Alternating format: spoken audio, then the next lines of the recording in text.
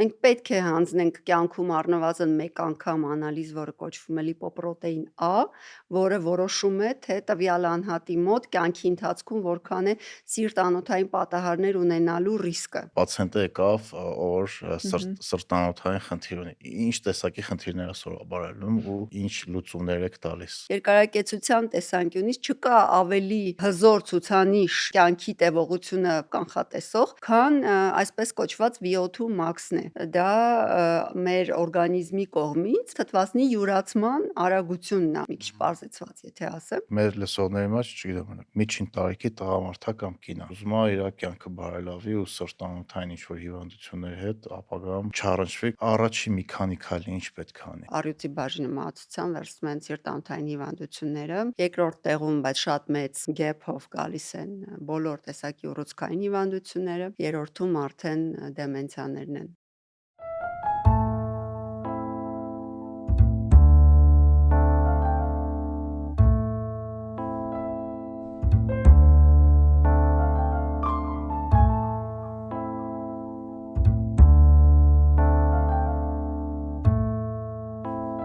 Բարև ձեզ։ Այսօր մեր ոդկասթի հյուրն է Կարդիոլաբ բժշկական կենտրոնի հիմնադիր եւ սրտաբան Տաթևիկ Հովակիմյանը։ Տաթևիկի հետ զրուցել ենք սրտանոթային հիվանդությունների մասին, առաջացման պատճառների, ինչպես կանխարգելել այդ հիվանդությունները, սպորտով զբաղվելու, առողջ ապրելու, բժշկական ապահովագրության, բարձր խոլեստերինի եւ ընդհանրապես ինչ քայլեր է պետք անել առողջ սիրտ ու առողջ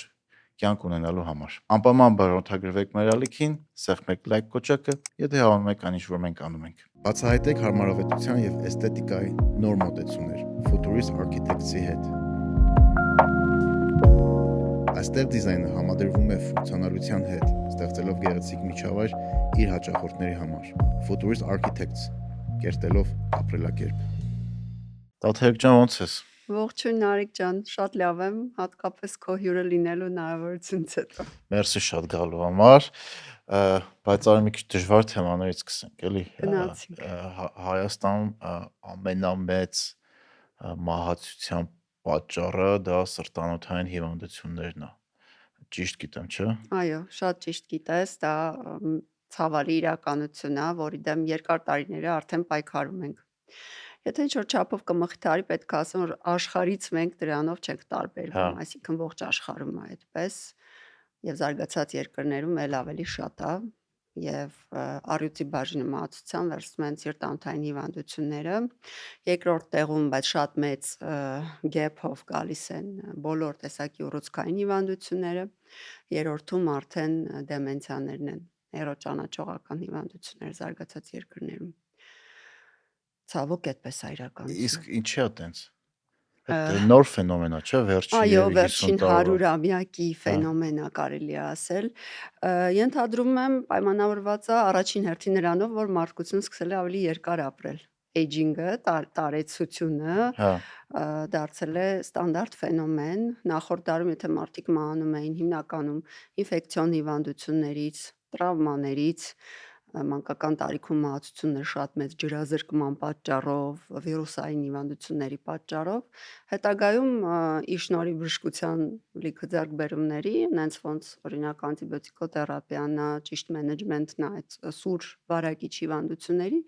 մենք սկսեցինք ավելի երկար ապրել եւ արդեն եկավ ոչ վարակիչ հիվանդությունների դարաշրջանը։ Եվ սրանք հիմնականում քրոնիկական հիվանդություններ են եւ իրենք պայմանավորված են մեր առօրյա ընտրություններով։ Լավ նորությունը նա է, որ ոչ վարակիչ հիվանդությունների մեծ մասը կանխարգելվող են, բայց վատ նորությունն էլ նա է, որ մենք դեռևս շատ քիչ բան ենք անում այդ ուղղությամբ, քիչ ենք աշխատում։ Հասկացա։ Իսկ մեր այդ ապրելակերպի ինչն է ազդում, որ մենք դառնում ենք ավելի հիվանդ։ Գիտես, մի քիչ ավելի կոնցեպտուալ, եթե փորձեմ հարցին մոտենալ, ես հաճախ մեծ բժիշկներից պատկերացնում եմ որպես ինչ-որ մեկը, ով կանգնած է մեծ երկնաքերի ստորոտում եւ վերևից նետում են լոլիկներ, պոմիդորներ են շպրտում ու մենք անդադ փորձում ենք բռնել այդ պոմիդորները։ Այս կողմ ենք ցատկում, ենք ցատկում, մեծ մասամբ հաջողում ենք, բայց խնդիրը նրանում է, որ մենք դրանք բռնում ենք ամենավերջում գետնին հարվածից անմիջապես առաջ։ այսինքն մենք հիվանդությունները ախտորոշում ենք եւ փորձում ենք բուժել շատ ավելի ուշ փուլերում, քան թե արժեր, հա։ Պատճառները իհարկե բազմաթիվ եւ բազմազան են, բայց այդ 3 մեծ խումբը, որի մասին որ նշեցի, հիմնականում մի շարք ռիսկի գործոններ կան, որոնք ազդում են դրանց վրա։ Ծխելը, բնականաբար, արյան մեջ քոլեստերոլի բարձր մակարդակը, դիաբետի առկայությունը, շաքարային դիաբետը, նյութափոխանակային խանգարումները, ճարպակալումը մեծ ռիսկ են իրենցից ներկայացնում ու շատ underestimated, չգնահատված ու չհետազոտված վիճակում մեր երկրում կոնկրետ գտնվում։ Իհարկե ադինամիանը գնալով ավելի ու ավելի մեծ կարևորություն դառնում։ Այդ ինչա։ Չշարժվելը, քիչ շարժվելը։ Մենք շատ սովորել ենք կոմֆորտին, մարդկությունը լիքը գրավիչ հայտնագործություններ արել է, պատկերացրու մի դար առաջ մարդը չէր կարող երազել, որ ինչ որ մի երևակայական փոքրիկ հեռախոսի վրա ինքը մատով կսեղմի եւ ուտելիքը պատրաստի վիճակում կգա իր դուռը կծեցի տակ վիճակում։ Բայց այսօր փաստացի մենք ունենք այդ ֆենոմենը եւ ինքը իր հերթին բերում է նոր մարտահրավերներ։ Բայց պարզվում է, որ մարդկային օրգանիզմը դարեր շարունակ սովորել է աշխատել այդ fight or flight ռեժիմով, այսինքն կռվիր կամ փախի ռեժիմով եւ պատրաստ է եղել անընդհատ վազելու, անընդհատ կռվելու, անընդհատ մարտնչելու եւ մեր օրգանիզմը դեռ սովոր չի այդ կոմֆորտ փափուկ վիճակին եւ երբ որ մենք երկար մնում ենք դրա մեջ, ստեղծում են տարատեսակ խնդիրներ, թե ֆիզիկական, թե հոգեկան ոլորտի։ Հասկացա։ Այսինքն եթե ծխում ենք, ալկոհոլ ենք օգտագործում, չգիտեմ, շատ ենք ուտում ու չենք շարժվում, անայն հավանականությամբ ունենալու ենք սրտանոթային հիվանդություն։ Հավանականություն շատ մեծ է, որտեվ դու երևի ինձնից լավ գիտես, որ որոշ տարիքից հետո մեզ մոտ նվազում է մեր օրգանիզմի ուժը, այսպես ասած, որը բնորոշվում է թթվածինը յուրացնելու ունակությամբ։ Եվ մկանային զանգվածը նույնպես հետ է աճում եւ արդյունքում առաջանում են այդ խոլեստերինի բլաշկաներ, այսպես ասած, որոնք նստում են անոթների վրա եւ հիվանդացնում են, առաջանում են ինֆարկտների, ինսուլտների բարձր հավանականություններ։ Գիտելիքի ուժը, հատկապես երբ խոսքը վերաբերվում է ձեր կենսաթոշակային խնայողություններին։ Ամունձի Ագբան կարևորում է թափանցիկ տեղեկատվության հասանելիությունը, որpիսի դուք հասկանաք, թե ինչպես են կառավարվում ձեր կենսաթոշակային ֆոնդերը։ Այդ իսկ պատճառով թափանցիկությունը ու իրազեկ ներդրող կրթելը իրենց առաքելության մի մասն է։ Այցելեք amunzi.agba.am տեսնելով ամեն ինչ նրանց հավասարակշռված, պահպանողական եւ կայուն եկամուտային ֆոնդերի ներդրումների մասին, մանրամասն բաշխվածություններով ըստ ոլորտի, տարածաշրջանի, արժույթի եւ վարկանիշի։ Նրանք հրապարակում են եռամսյակային հաշվետվություններ եւ ամսական տեղեկատվական թերթիկներ շուկայական տեղաշարժերի մասին ֆոնդերի կառավարիչների փորձագիտական մեկնաբանությամբ։ Համեմատեք 3 ֆոնդերը նախքան ընտրելը։ Վերահսկեք ձեր ֆինանսական ապագան պարզ, ազնիվ տեղեկատվությամբ։ Իմացեք ավելին amunzi.agba.am կայքում։ Խոլեստերինը ինձ թվում է մենք լավ չենք հասկանում, երբ մի քիչ խոլեստերինից խոսանք, հետո կգնանք մի քիչ ավելի շատ կուզեմ պատճառների մասին խոսանք, ինչ կարող անենք, որ այդ պատճառներից որ մեր մոտ այտենց վատ արդյունք չլինի ու նաև բուժումների մասին կարելի է խոսալ։ Ինչ է խոլեստերինը։ Խոլեստերինը դա մեր Ասում ենք կա լավ ու վատ խոլեստերին։ Որոշակի կարևոր սինթետիկ պրոցեսների համար անհրաժեշտ մասնիկ է, որը ունի իր մասերը, հա, ունի օգտակար մաս եւ վնասակար մասեր մի քանի, որը որոշվում է այսօր պարզ արյան քննության միջոցով, սակայն ցավոք սրտի մեծ մասամբ չի արվում կամ ոչ բավարար չափով է արվում, հա, որովհետև մենք գիտենք, որ օրինակ տոտալ արյան մեջ քոլեստերոլի մակարդակի ցուցանիշը ոչինչ չի նշանակում։ Հաճախ իմ բուժարները գալիս են ու ասում են՝ «Բժշկու ջան, ստուգել եմ, խոլեստերինս նորմալ է»։ Բայց ստուգել են միայն ընդհանուր խոլեստերոլի մակարդակը, այնինչ մենք ունենք որոշակի բիոմարկերներ, որոնց մի մասը Հայաստանում արվում է բավականին շատ, մի մասը գրեթե չի արվում, այդ նոր եկող, նոր առաջացած բիոմարկերներն են, որոնք գիտությանը ավելի հասանելի են դարձել։ Որպեսզի մենք կարողանանք կանխարգելիչ նպատակով եւ նաեւ բուժական պացիենտի քոլեստերոլի մասին ինֆորմացիա ունենանք, բժիշկը առնվազն մի քանի ցուցանիշ խոլեստերինի հետ կապված պետք է որոշի արյան մեջ Այսինքն ճիշտ հասկացա, այդ որ մենք գնում ենք ընդհանուր արյան անալիզ ենք տալի, որի մեջ այդ խոլեստերինի թիվը գրած է, նա մենք Ոչինչ չասող ցուցանիշ է։ հիմնական ոչ մի բան Ոչ չի մի ասում։ բան չի ասում։ Եթե մենք ուզում ենք ավելի ճշգրիտ ինֆորմացիա ունենալ, մենք պետք է իմանանք, թե որքան է մեր խոլեստերինի մեջ ցածր խտության լիպոպրոտեիդների մակարդակը, մենք պետք է իմանանք որքան է տրիգլիցերիդներ կոչվող ֆրակցիայի մակարդակը, մենք պետք է հանձնենք կյանքում առնվազն մեկ անգամ անալիզ, որը կոչվում է լիպոպրոտեին A, որը որոշում է, թե տվյալ անհատի մոտ կյանքի ընթացքում որքան է սիրտ-անոթային պատահարներ ունենալու ռիսկը։ Եվ մենք պետք է նաև որոշենք մի ցուցանիշ, որը կոչվում է ապոլիպոպրոտեին B, ApoB, այդպես են ասում, որը այսօր գրեթե չի արվում Հայաստանում։ ApoB-ն դա սպիտակուց է, որը տեղափոխում է, պարզեցված եմ ասում իհարկե, որը արյան մեջ տեղափոխում է խոլեստերինի վնասակար մասնիկները։ Եվ միգուցե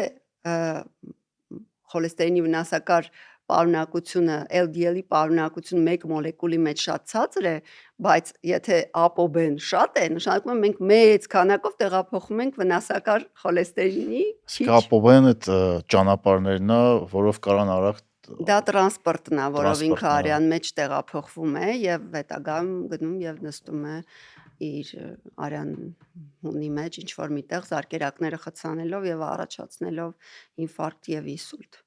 Բացի դա, իհարկե, շատ կարևոր է գնահատել այդ ամեն ինչը ընդհանրության մեջ։ Այսինքն մենք այսօր երբ տեսնում ենք առողջ անհատի,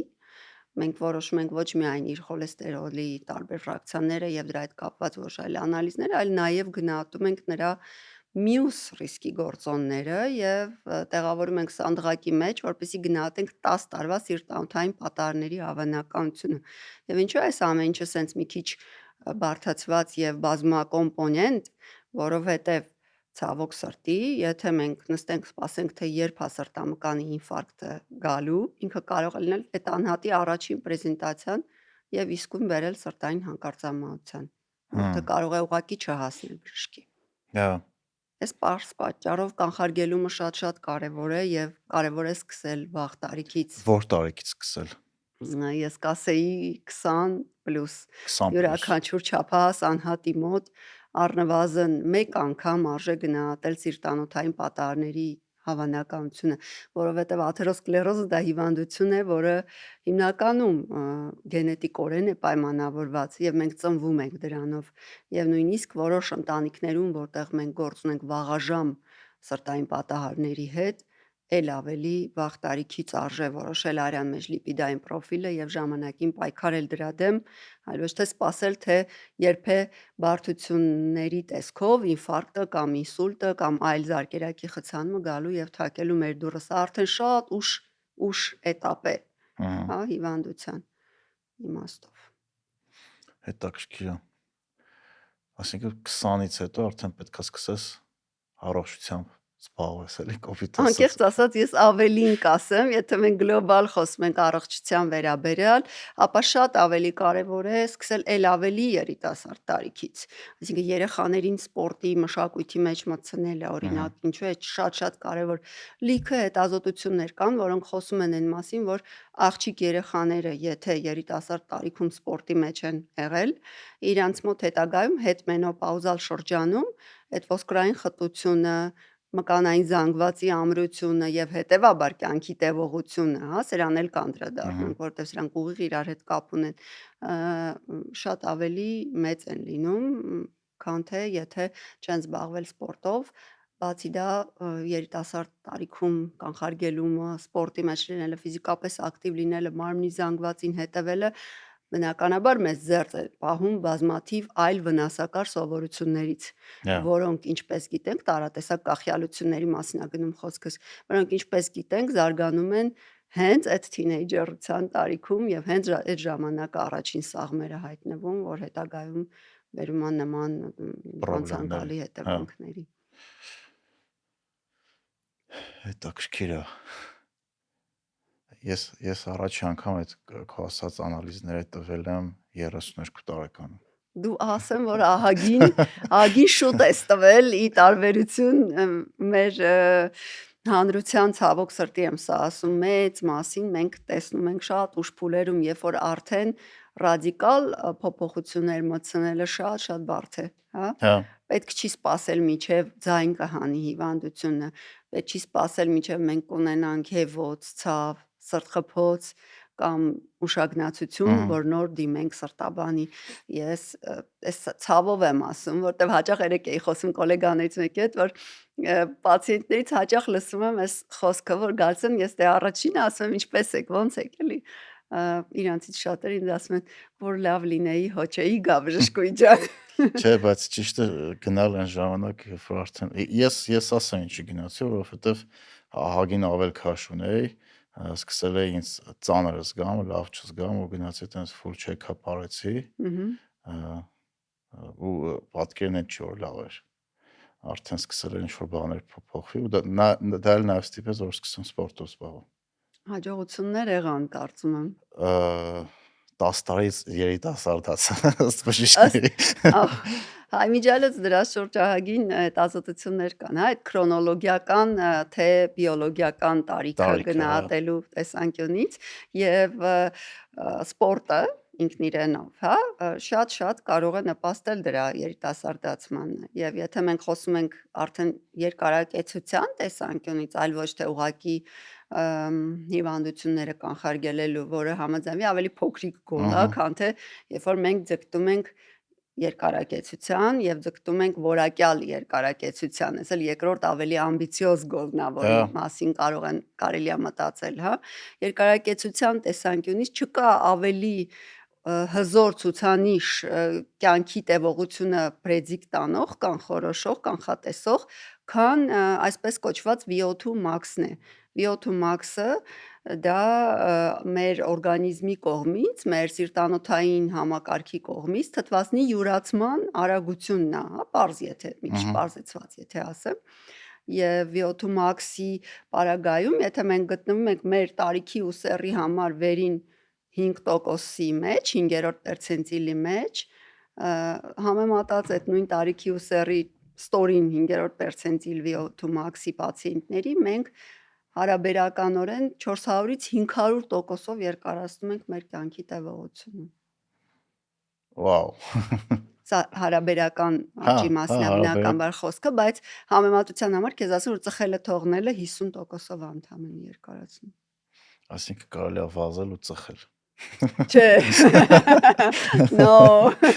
Այդ մեկը չեմ համաձայնվի, հատկապես որ ծխելով լավ վազելը դժվար է։ Հա, չէ, դժվար է իրոք։ Ես որ սկսեցի վազել նոր էի ծխելս թարգել ու ահա որ դժվար էր։ Ահա որ։ Ինչ տարբերություն գումար խնայելու եւ ներդրում կատարելու միջև։ Երբ դուք պարզապես խնայում եք ձեր գումարը, բախվում եք ինֆլյացիայի ռիսկին։ Թվերը նույնն են մնում, բայց դրանց իրական արժեքը տարեստարի նվազում է։ Խելացի այլընտրանքը կայուն եկամուտով ներդրումն է, որտեղ փողը սկսում է փող բերել։ Օրինակ ձեռք բերելով Ակբա բանկի պարտատոմսեր, դուք ստանում եք հստակ եւ կանխատեսելի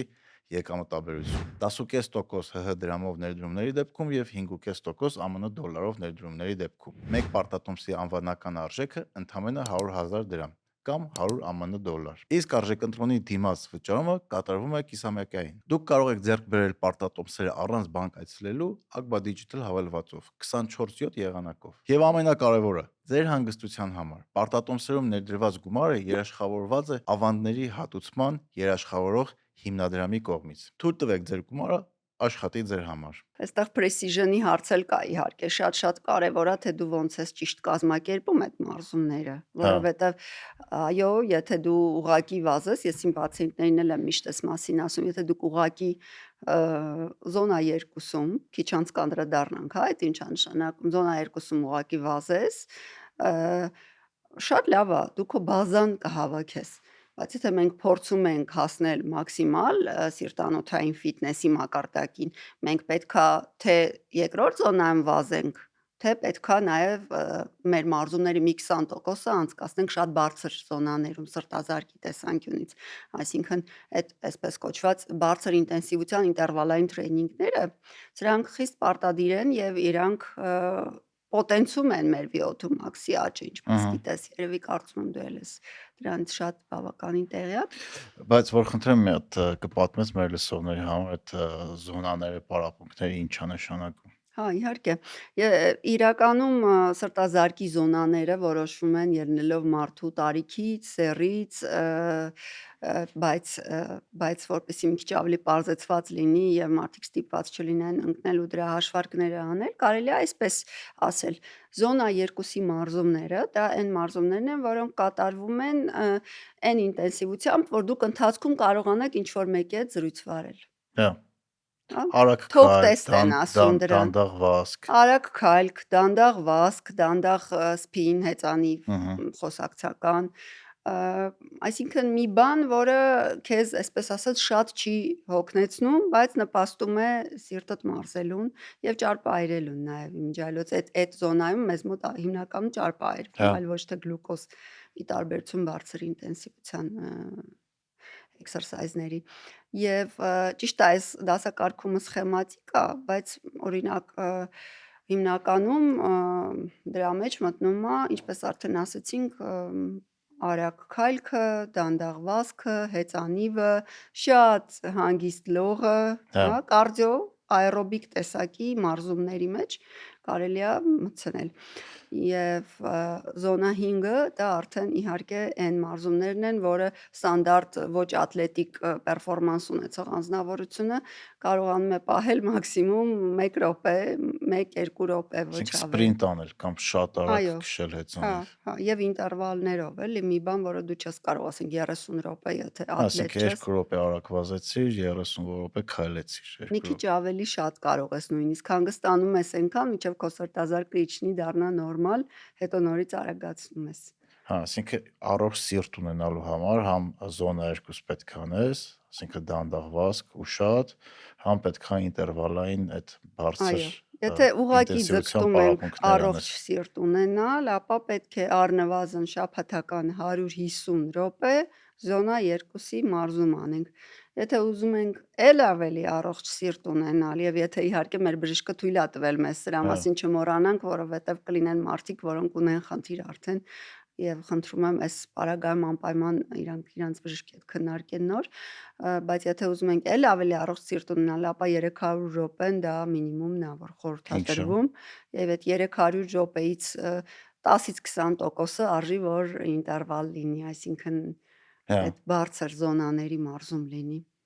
Եվ բացի դրանից, ասեմ Նարեկ ջան, ցանկալի է շաբաթական 1 կամ 2 անգամ նաև ուժային մարզումներ անել, որպեսզի մկանային զանգվածը պահպանենք եւ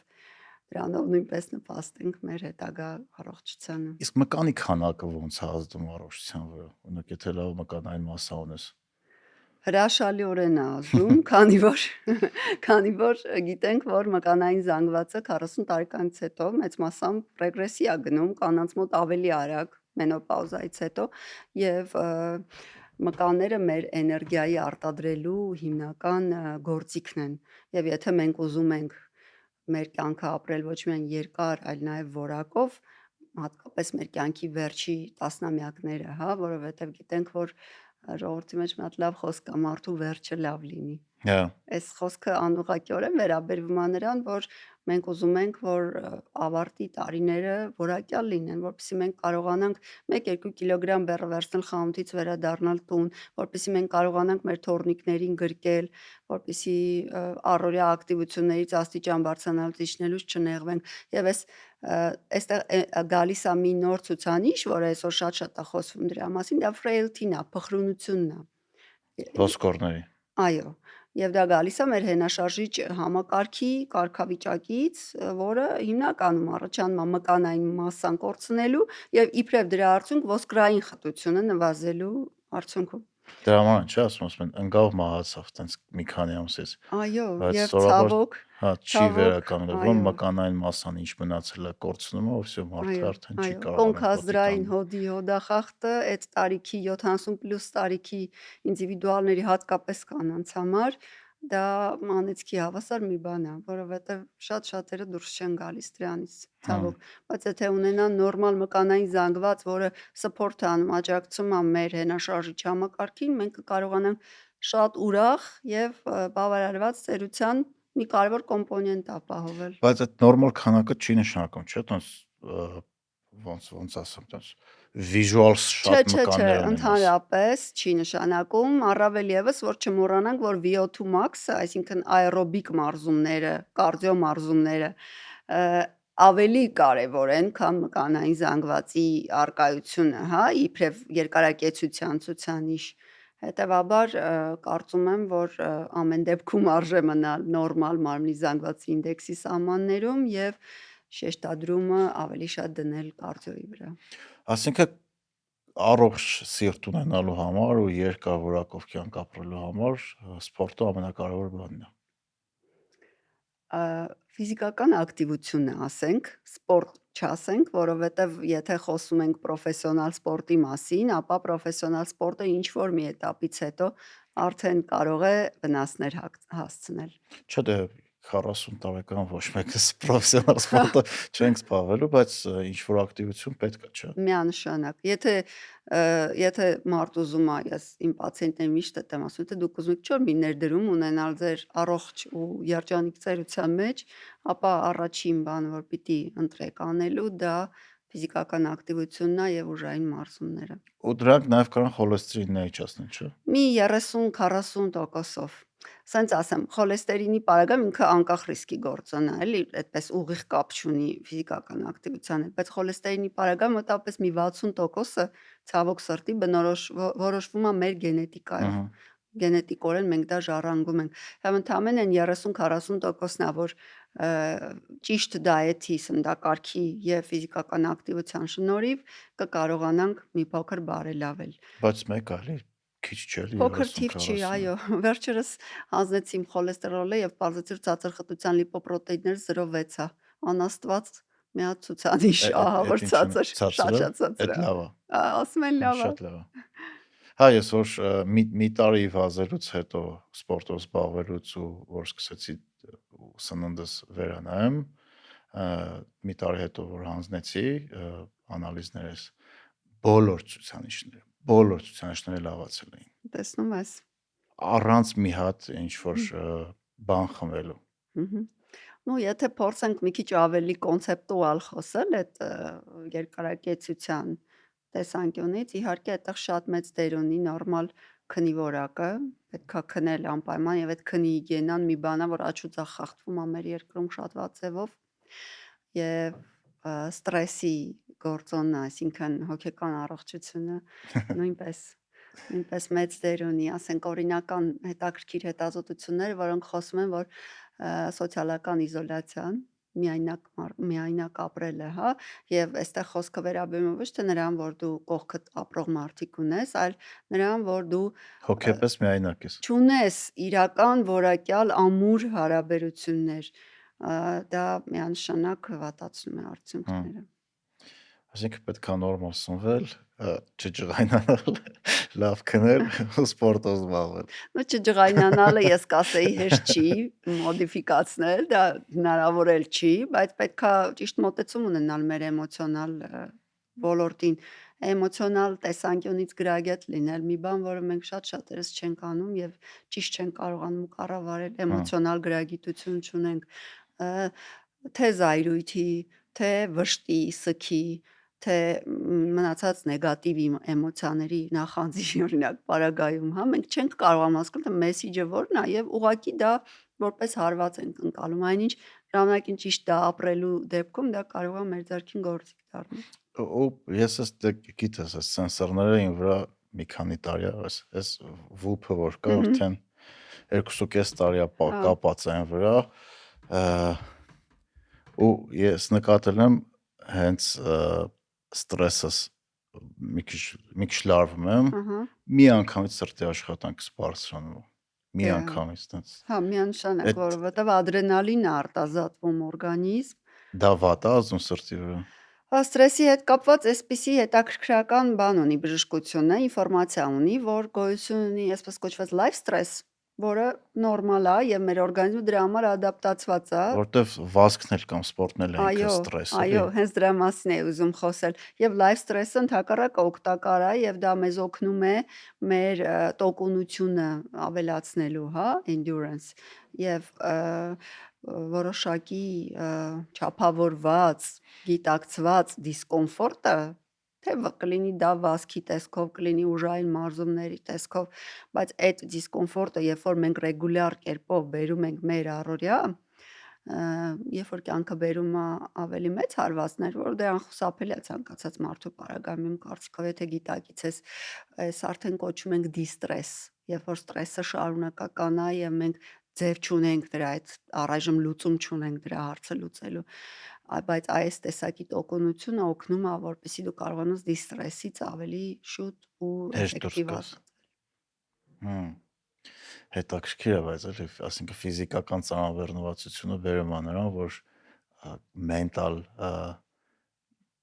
դժվարությունները ավելի հեշտ է ստանում։ Այո, եւ դա գիտականորեն ապացուցված է, որ օրինակ վազքի ժամանակ մեր ուղեղում արտադրվում են հաճույքի հորմոններ, էնդորֆիններ, որոնք շատ օգտակար են եւ կարող են հետագայում վերածվել գործիքի, որ կարողանանք մենք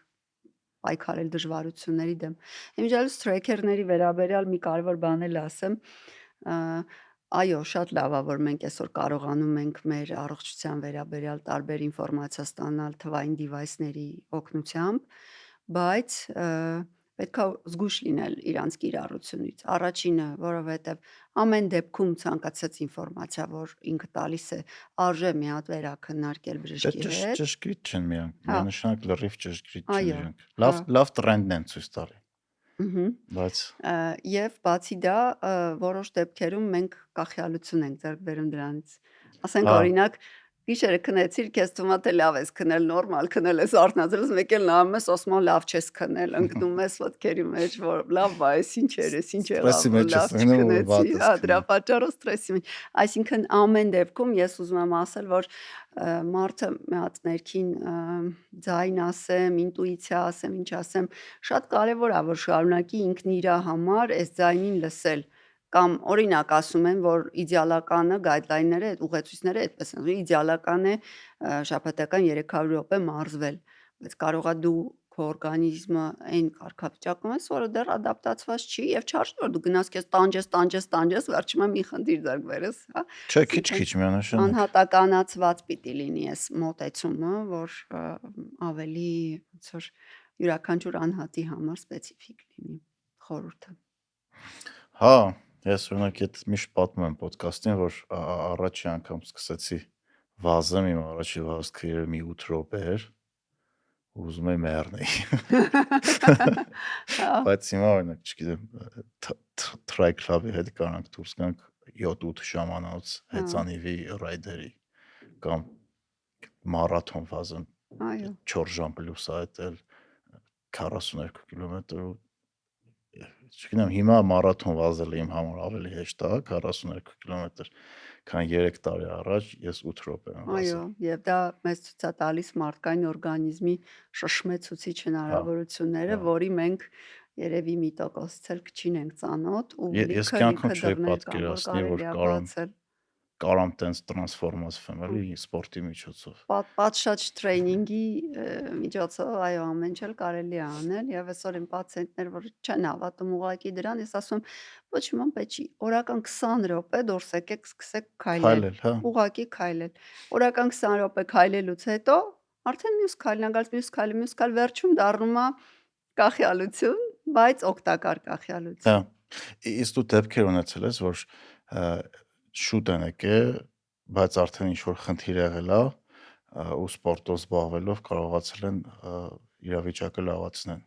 Հա, միանշանակ, բայց ճիշտն ասած ես տենց ստադի չեմ արել, որ հասկանամ սպորտն ա եղել պատճառը, թե այլ բաներ, որովհետև ինձ երբ որ պացիենտները մեզ դիմում են, մենք կոմպլեքս ինտերվենցիա ենք առաջարկում։ Այսինքն ոչ միայն սպորտն ենք մտցնում, այլ միաժամանակ խոսում ենք դիետայի մասին, խոսում ենք անպայման ինսուլինի նկատմամբ ռեզիստենտականության բարելավման մասին, որը նույնպես շատ կարևոր գործոն է։ Այսօր մեր ձեռքին տարբեր տեսակի գործիքներ կան, ասենք նույն GLP-1-ի ագոնիստները, այդ դեղորայքը, որը Օզեմպիկն, այո, ահա, Ozempic, Mounjaro, որը օգնում է շատ ազատվելու ճարպակալման մեծ բեռից։ Գիտես, մեր ժողովրդի մեծ մասը ուղղակի տեղյակ չի, որ ճարպակալում ունի։ հա, Նույնիսկ տեղյակ չեն։ Երբ որ բացում ես իրենց BMI, իրենց աչքի առաջ մարմնի զանգված ինդեքսը հաշվում ես ու ասում ես նայեք, դուք ճարպակալում ունեք, իրանք սենց ապշում են, հատկապես տղամարդիկ ասում են, Վշկու ջան, բայց տենց որ նիհարեմ էլ ինձնից բան չի մնա։ Տրադիցիոն ընդունած է, էլի, որ տենց պետքա մի քիչ շատ լինեն։ օրս։ Ռուսերեն ասում են, хорошего человека должно быть много։ Բայց դա էլի անցյալից եկած ինչ-որ ստերեոտիպներ են, որ հիմա հասկանում ենք, որ ընդհանրապես դա առողջ չէ, էլի։ Այո, միանշանակ, եւ ինչու, որովհետեւ մինչեւ նախորդ դարի 50-ականները մարդկության ամենամեծ խնդիրը սովն էր։ Ոչ թե Սովը։ Ես հիշում եմ իմ պապիկը պատերազմի ժամանակ երկրորդ համաշխարհայինի ժամանակ գերության մեջ էր եղել եւ ինքը թեյը երբ խմում էր 7 գթալ շաքարավազ էր լցնում եւ այդ շաքարավազը ոչ միայն գթալի մեջ, այլ միջև էս պոչը սենց գալիս էր։ հա, Ու դա մի բան է, որը շատ դժվար է արմատախիլ անել։ Միջև այսօր մեր մեծերը ասում են չուտող ա երեխան չի ուտում, պրոբլեմ ունի, էս ունի, այն ունի։ Այնինչ իրականությունը այնտեղ է, որ ասկետիկ մոտեցումը սննդին շատ բարելավում է արդյունքները։ ասկետիկ, Ասկետիկ, այսինքն քչով բավարարվող էլի, եւ հարցը ստեղ միայն քանակության մեջ չի, այլ որակի։ Օրինակ, աշխարհում գիտես, որ գոյություն ունեն այսպես կոչված կապույտ կղզյակներ, որոնք կոչվում են Longevity Island, երկարակեցության կղզյակներ, ու երբ որ ուսումնասիրում ես այդտեղ ապրող մարդկանց վարքագծերը, հիմնականում միջերկրական ծովի շրջանում, բայց ոչ միայն Լոս Անջելեսի կողմում, ինչ որ մի փոքրիկ մաս կա եւ էլի Ճապոնիայում, այո, հա, եւ պարզվում է, որ այս մարդիկ հիմնականում այսպես կոչված միջերկրածովյան դիետայի սննդակարգի հետևորդներ են եւ իրենք նաեւ ֆիզիկապես շատ ակտիվ են, իրենք նստակյաց չեն, իրենք նաեւ շատ սոցիալական կապվածություն ունեն, այսինքն ապրում են ընտանիքներով, միայնությունը իրենց համար, համայնքներով եւ միայնությունը իրենց համար խնդիր չի։ Հա, հեսա Ճապոնիայինն եմ հիշում, որ Netflix-ով դրա մասին հետաքրքիր դոկումենտալ կա, ով չի նայ, թող նայի, հենց տենց է կոչվում, կապույտ կղզյակները, ինչա։ Ճապոնիայի օրինակը, որ նայում եմ, մի հատ հետաքրքիր բառ ունեն, այդ բառը հիմա չեմ հիշում, բայց այդ բառը նշանակում էր բավարար, մոտավորապես տենց իմաստով։ Իկիգայ, հա, Իկիգայ։ Այսինքն որ արդեն դու քո կշտացածության 80%-ին ես հասել, բայց դեռ լրիվ գուշ չես, всё, էտա հերիքա։ Չէ, Իկիգային ուրիշ մի քիչ իմաստ։ Իկիգային բանն էր, կյանքի իմաստին է վերաբերվում, բայց Իկիգային էդ էր, հա։ Բայց իհարկե սա էլ է գործոններից մեկը, որ այն մարդիկ, ովքեր բացահայտել են իրենց կյանքի իմաստ, իրենց առաքելությունը, այսպես ասած, իրենք միանշանակ ավելի երկար ու երջանիկ են ապրում, քան մյուսները, ովքեր գիտեն երևի ինչի համար են ապրում, էլի, ցանկություն կա ապրելու։ Հա, անորոշությունը շատ մեծ վախ է, ամենամեծ սթրեսներից մեկն է, որ որ չգիտես ինչ անելու, որ չգիտես ինչ ես, որ հումոր կա մեր սերնդի մոտ, միլենիալների, էլի, որ ասում են դե կմեծանանք կհասկանանք ինչ եք տարածում։ Հա։ Կամ որ ասում են, հիշում եք, որ մենք փոքր էինք, մեզ ծնվում էր 35 տարեկան մարդիկ արդեն հասկանում են կյանքը ինչ է, ու ամեն ինչ իրաց մոտ բան է, տենց կարգավորված է։ Հա, բայց դա էլ հա մեծ նշանակություն ունի, էլի։ Չգիտեմ։ Եվ Լավ, օքեյ, եթե բանը մարդի ինչ որ պացիենտը եկավ, որ սրտանոթային խնդիր ունի, ինչ տեսակի խնդիրներ է սովորաբար ելնում ու ինչ լուծումներ եք տալիս սովորաբար։ Դե առյուծի բաժինը իհարկե վերցնում է հենց իշեմիկ հիվանդությունը, որի մասին նոր խոսում ենք, այսինքն երբ սրտի սնուցող անոթները ախտահարվում են խոլեստերոլով եւ այլ թրոմբոտիկ մնացուկներով եւ արդյունքում անոթը փակվում է եւ սիրտը կարող է մեռուկանալ, ինչը կարող է տեղում հանգեցնել մահացության, բայց եթե չհանգեցրեց, մենք կորցնում ենք առնվազն մեր ֆունկցիոնալ սրտամկանի մի տոկոսը, որը շատ ցավալի է։ Եվ այստեղ իհարկե նորից բազմակողմանի ինտերվենցիա է հարկավոր, սկսած կենսակերպի վերաբերյալ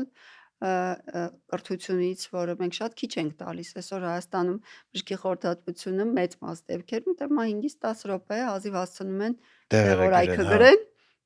ու ասեն քեզ այս ինչ միջամտությունն է պետք ու վերջ։ Բայց խնդրից մեկը այն է, օրինակ ես վերջերս մի հատ ամերիկացի բժշկի ինտերվյու էի նայում, որ ողնաշարի վիրահատություններով է զբաղվում ու թոփ մասնագետներից մեկն է աշխարհում, ասում է մեր վիրահատությունների 60%-ը կարանք չանենք։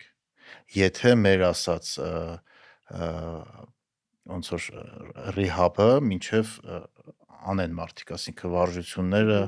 կամ բոլոր այն ամեն ինչ նշանակվում որ անեն, մենք 60%-ը կարանք չանենք, բայց մարդիկ չեն ուզում դա անեն, չեն ուզում այդ պարապմունքները անեն ու ասում են չէ ավելի լավ է մենք գանք, կտրեք, դզեք, չեք, ասում են անում ենք, բայց մեկը օպերացիայից հետո իրանք նույն բանը անում են ու շատ անգամ հենց այդ վարժությունները անելն է իրանց օգնում, քան հենց բուն վիրահատությունը։ Ու հիմա օրինակ բժշկի որ մոտ գնաց, բժիշկը քեզ նշանակի վազել։ Մի քիչ աբսուրդ է այսօրվա հասարակություն։ Չէ, հավատա ես այսօր գնալով ավելի ու ավելի շատ եմ տեսնում այդպիսի գիտակից պացիենտների։ Այնպես չի որ դա լավ փոփոխություն չի լինում, ես տեսնում եմ, բայց այդպիսի պացիենտները նաև ավելի պահանջկոտ են, իրենք թե իրենց նկատմամբ, բայց թե նաև բժշկի նկատմամբ։ Չէ, ես օրինակ պատկերացնում եմ մեր հարևան ինչ որ Արամդիային որ ինքը գնա բժշկի մոտ, տենց գաք ասի այս ով են սրանք բանը վազք է նշանակել։ Էսի բժիշկերն հատ ճնշումս չչափեց։ Հատ գոնե ճնշումս չչափեց։ Հա։ Ոնց որ կլասիկ բժշկության մեջ մարդիկ սպասում են որ գնում են բժշկի, երբ որ արդեն հիվանդանում են, բժիշկը դե նշանակում իրանք խմում են իրանց սիմպտոմները թուլանում է կամ անցնում է, բայց բուն խնդիրը սովորաբար չի լուծվում։ Եվ մեծ մասամբ ապրելիությունը, գոնե որակյալ ապրելիությունն էլ չի փոխվում։ Ես չեմ բոլորովին չուզենալով թերագնահատել դեղորայքային բուժման եւ միջամտությունների արժեքը, սա շատ կարեւոր է, որովհետեւ մենք ինչ որ մի ձև գտել ենք գոնե այն երկնաքերի գլխից ընկնող պամիդորները բռնելու, բայց պետքա հասկանալ, որ մենք շատ ուշ փուլում ենք միջամտում, իսկ հանրային առողջապահության մեջ աքսիոմի նման մի բան է, որ կանխարգելումը միանշանակ թե ավելի էֆեկտիվ է, թե ավելի ծախսարդյունավետ է։ Այսինքն այսօր պետությունը եթե մի ինտերվենցիա է անում մարդկանց ֆիզիկական ակտիվությունը շատացնելու համար, ասենք օրինակ, չգիտեմ, եկամտահարկովդ կարող ես գրանցվել ջիմ գնալ, օրինակ, այսպիսի մի բան, կամ օրինակ ծխելու հետ կապված ինչ որ մի քիչ ավելի խստացնում է, հա, օրենքը, սրանով մենք շատ ավելի շատ կյանքեր կփրկենք, քան եթե օրինակ բազմահազարանոց գումարներ ենք դնում կյանքի վերջին էտապներում թանկարժեք սարքավորումներով, սարքերով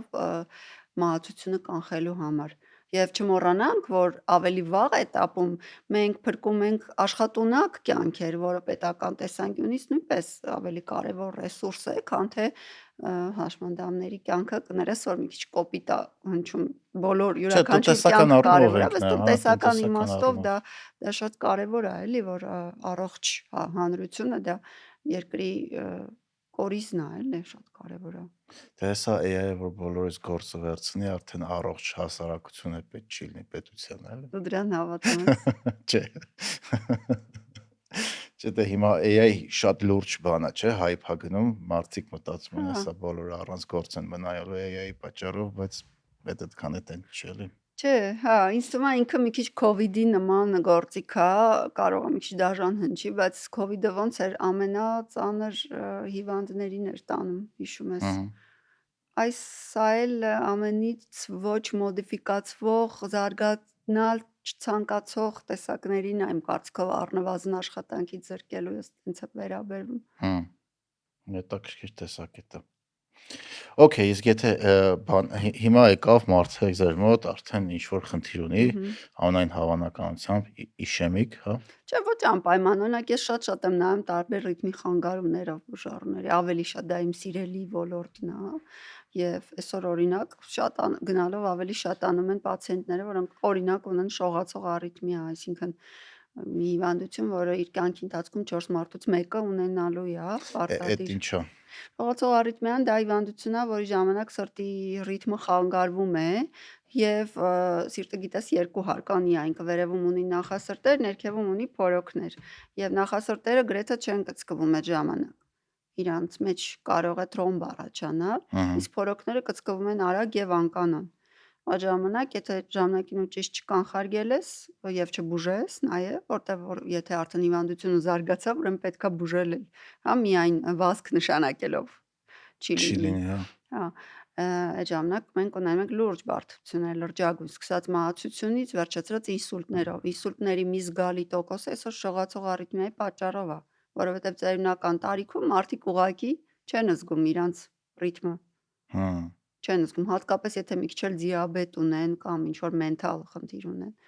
որը շատ տարածված է։ Եվ այդ ժամանակ լուր կրկնվում է եւ մի օր սրտում տրոմբ է առաջանում, այդ տրոմբը պոկվում գնում է գլխուղեղ եւ առաջացնում է ինսուլտ։ Դա է պատճառը, որ մենք նորից վերադառնալով կանխարգելմանը յուրաքանչյուր անհատի խորհուրդ ենք տալիս ժամանակ առ ժամանակ ուղղակի իր պուլսը ստուգի։ Նույնիսկ թվային սարքեր եւ այլն պետք չի ոչ մի բան զուտ պուլսը ստուգելը աշխարհի մակարդակով ի վիճակի է բավականին շատ ինսուլտներ կանխել, ու սա ուղղակի կարծիք չի, էլի։ Իսկ այս smart ժամացույցները Apple Watch կլինի, Garmin կլինի, իրանք ունեն չէ՞ իրանց մեջ։ Այո, իրանք EKG են գրում Հա։ եւ ես իմ բոլոր այն պացիենտներին, որոնք ունեն բարձր ռիսկ ինսուլտի, որովհետեւ ամեն շողացող արիթմիայով պացիենտ չի, որ ինսուլտ կունենա, հա, այստեղ ռիսկի գործոններ կան։ Օրինակ դիաբետը, օրինակ սրտային անբավարարությունը, օրինակ անոթային խնդիրները, օրինակ նախկինում եղած ինսուլտը արդեն, ես էլ շատ բարձրացնում։ Իրանց խորհուրդ եմ տալիս ունենալ եւ ժամանակ առ ժամանակ EKG անել, որը 30 վայրկյան է վերցնում եւ բավականին բարձր ակուրատությամբ կարող է ախտորոշել հենց շողացող արիթմիան, atrial fibrillation-ը։ Իմ ընկերը Apple Watch-ը առա ու ինքը չգիտեր որ արիթմիա ունի։ Apple Watch-ը իրան ասաց մենք բանը այդ որ խնդրում եմ գնացեք բժշկի մոտ ձեր ռիթմը в общем կարճ ասած ճիշտ բառը նորմալ չի։ հա որ կա արիթմիայի ռիսկ գնացեք բժշկի մոտ Այո։ մոտավորապես տենց է notification-ը գալիս ու գնացել է ստուգվել էր բարձվել է իրոք արիթմիա ունի ու ես վերջերս այդ թվերն է որ Apple Watch-ը արդեն տասնյակ հազարավոր եթե ոչ միլիոնավոր մարդիկ հայտնաբերել են որ իրանք Շատ արիթմիա ունեն։ Ուրիշ բան է իհարկե, թե ինչ անել այդ ինֆորմացիայի հետ, երբ որ հայտնաբերեցիր։ Հա։ Որովհետև մեր բոլոր եղած հետազոտությունները վերաբերվում են էլեկտրասրտագրով ախտորոշված շողացող արիթմիային, իսկ դա այլ setting է, այսինքն մարդը գանգատամուց եկել է բժշկի, բայց մենք չգիտենք այդ լուր շողացող արիթմիան ոնց վարվել դրա հետ, ջրի կասնել, թե չջրի կասնել արյունը։ Հա, ասինքն մարդ եթե ոնց երիտասարդ կառավարել։ գալիս է որ ժամացույցով հայտնաբերել է որ խնդիր ունի, Մի քիչ այստեղ դուք չգիտեք ինչ անեք այդ դրա հետ։ Ну, ոչ թե չգիտենք, այլ մի քիչ ավելի քիչ է evidence-ը, էլի, փաստային հենքը մի Որտև քիչ նոր է։ ավելի քիչ է, այո։ Ու դրա համար մենք իրանց սովորաբար առաջարկում ենք երկարաժամկետ մոնիտորինգ, օրինակ մինչև 30 օր ռիթմի մոնիտորինգ։ Այսինքն այս գadgetները ձեր աշխատանքի վրա ինչ որ ձևով ազդել են, Միանշանակ։ որովհետև մարդիկ ավելի շուտ են հիվանդությունները հայտնաբերում։ Այո, բայց վաղաժամ Այս սկրինինգը մասից- դեռ չի նշանակում, որ դու ինչ-որ մի բան կփրկես, սկրինինգն էլ պիտի շատ զգուշավոր անել, որովհետև նմանատիպ հետազոտություններ կան, որ օրինակ կրծքագեղձի քաղցկեղով պացիենտների մոտ վաղաժամ սկրինինգը գիտենք, որ կարող է լավացնել ախտորոշումը եւ փրկել կյանքեր։ Հա։ Բայց օրինակ պրոստատ սպეციფიկ անտիգենի հետ կապված շագանակագեղձի քաղցկեղի հետ կապված տվյալները մի քիչ ավելի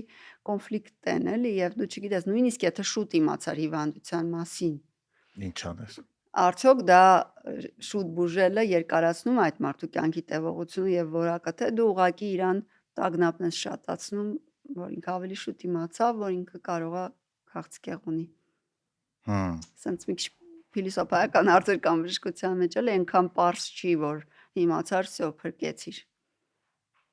Հասկացա։ Իսկ այդ խոլեստերինի իջացնող դեղերը,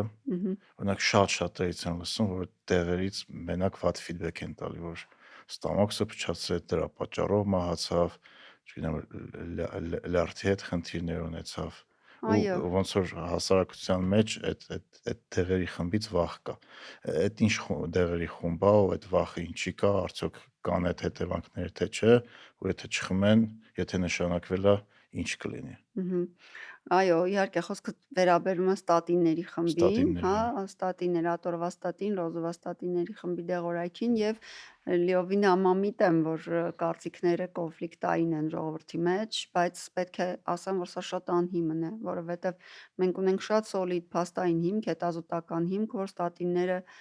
երկարատև առումով անվտանգ եւ էֆեկտիվ դեղամիջոցներն են եւ այն քչերից են, որոնք իսկապես երկարացնում են կյանքի տևողությունը։ Հիմնական կողմնակի երևույթները կարող են լինել մկանացավերի ձևով, երբեմն լյարդի ֆունկցիայի խանգարման ձևով եւ երբեմն շատ հազվադեպ լինում է մկանի քայքայման, ռաբդոմիոլիզի երևույթ, բայց դա շատ հազվադեպ է հանդիպում։ Միլիոնից մեկի։ Հա, եւ չմոռանանք, որ ցանկացած դեղորայք, նույնիսկ պարզ ասպիրինը ունի իր կողմնակի էֆեկտները, որոնք քիչ չեն։ Ստատինների հետ կապված հեյթը մի քիչ դժվարանում եմ ասել ինչով է պայմանավորված, բայց կարծում եմ, որ ինչպես եւ մնացած բոլոր այդ կոնսպիրացիոն թեորիաների ժամանակ խնդիրը գալիս է քիչ հետազոտված լինելուց եւ քիչ տեղեկացված լինելուց։ Հմ։ Այսինքն հավանաբար մարդիկ ուղղակի տեղյակ չեն եւ լսում են տարատեսակ էքսպերտների, որոնք այնքան էլ իրականում էքսպերտ չեն եւ փորձում են պրոմոթ անեն, օրինակ իրենց օմեգաները, իրանց բնական սնունդը, իրանց սոդա տարբեր, հա, միջոցները, բադերը, սննդային ակտիվ հավելումներ, այսպես կոչված, որոնք իրականում հետազոտված չեն, մենք չգիտենք, իրանք օգնում են թե չեն օգնում։ Բայց այս դեպքում, ստատինների դեպքում մենք գիտենք, որ ինչքան ցածրացրիր LDL-ը, իրանք LDL-ի վրա են սպეციფიկորեն ազդում հիմնականում ցածր խտության լիպոպրոտեիդների։ Այնքան մարդու կյանքի տևողությունը երկարում է եւ չկա շատ ցածր LDL-ի ցուցանիշ, չկա, որ ասենք այսքանից ներքև չի կարելի։ Ինչքան ուզես կարող ես իջացնել եւ այդքան կշահես։ Առօրս եղած հետազոտությունները դա են ցույց տալիս։ Ուրիշ բան, որ արժե սնունդը հարստացնել բարձր խտության լիպոպրոտեիդներ, օգտակար խոլեստերին պարունակող համով հաճելի ուտելիքներով։ Որոնք են դրանք։ Ծովամթերքը, չզտված բուսական յուղը, ասենք օրինակ զեյթունի ձեթ, հա, շատ օգտակար է, հա։ Ավոկադո, հնդեղեն եւ բանջարեղեն, շատ։ Կոնկրետ ինչ բանջարեղեններ։ Քարավուզ, ժողովուրդը շատ է սիրում։ Ես սրանց սիրում։ Տարիքի հետ ավելի շատ սկսեցի սիրում, որ փոքր էի, ընդհանրապես չէի ուտում քարավուզ, հիմա շատ եմ Դե սիրում։ բանջարեղենը սիրելը դժվար է, գիտես ինչին արեք, Ինչի՞։ որովհետեւ մենք շատ արագ շաքարի նկատմամբ կախյալություն ենք ձեռք բերում, շատ արագ։ Եթե շաքարը մեր սննդի մեջ շատ է, ուրիշ ոչ մի բան մեզ չի գրավում։ Եվ գիտես շաքարի նկատմամբ կախյալությունը վայրկյաններ է տևում ձեռք բերել, շատ արագ է ստացվում։ Ես ունեմ։ Եվ դրա համար հաջորդ կարևոր խորհուրդ սննդակարգի, որ մենք տալիս ենք մեր պացիենտներին, դա շաքարը թե թաքնված, թե տեսանելի մինիմումի հասցնելն է։ Իսկ կենթանական յուղը, օրինակ մի պահ բոլորը խոլեստերինը կապում են կենթանական յուղի հետ, ասում են կարագ մի կերեք, միս մի կերեք։ Բոլորովին վերջերս ամերիկյան դիետոլոգների ասոցիացիան նոր գայդլայներ դուրս թողարկեց, որը լիովին բացառեց այդ կոնցեպտը եւ այսօր ծու ուտելը, կարագ ուտելը, չափավոր միս ուտելը շատ օգտակար է համարվում եւ միակ բանը, որ արժե սննդի մեջ Կարագ էլի օգտակար դարձավ, հա։ Այո։ Կարագը օգտակար դարձավ, որովհետեւ հասկացան, որ հիմնականում ոչ օգտակար խոլեստերոլը ձևավորվում է ոչ թե ճարպի չարաշահումից, այլ շաքարների չարաշահումից։ Այսինքն նվազեցնելով ածխաջուրը մեր սննդի մեջ, ի վերջո օրգանիզմում ածխաջուրը գնում է, էլի խոլեստերոլ է դառնում վնասակար։ Մենք կարողանում ենք իջացնել այդ ռիսկը։ Բայց օրինակ մեր հենց Հայաստանի, եթե մեր հայկական դիետան նայենք, ածխաջրերը շատ մեծ չափաբաժին են, որտեղ մենք շատ հաց ենք ուտում,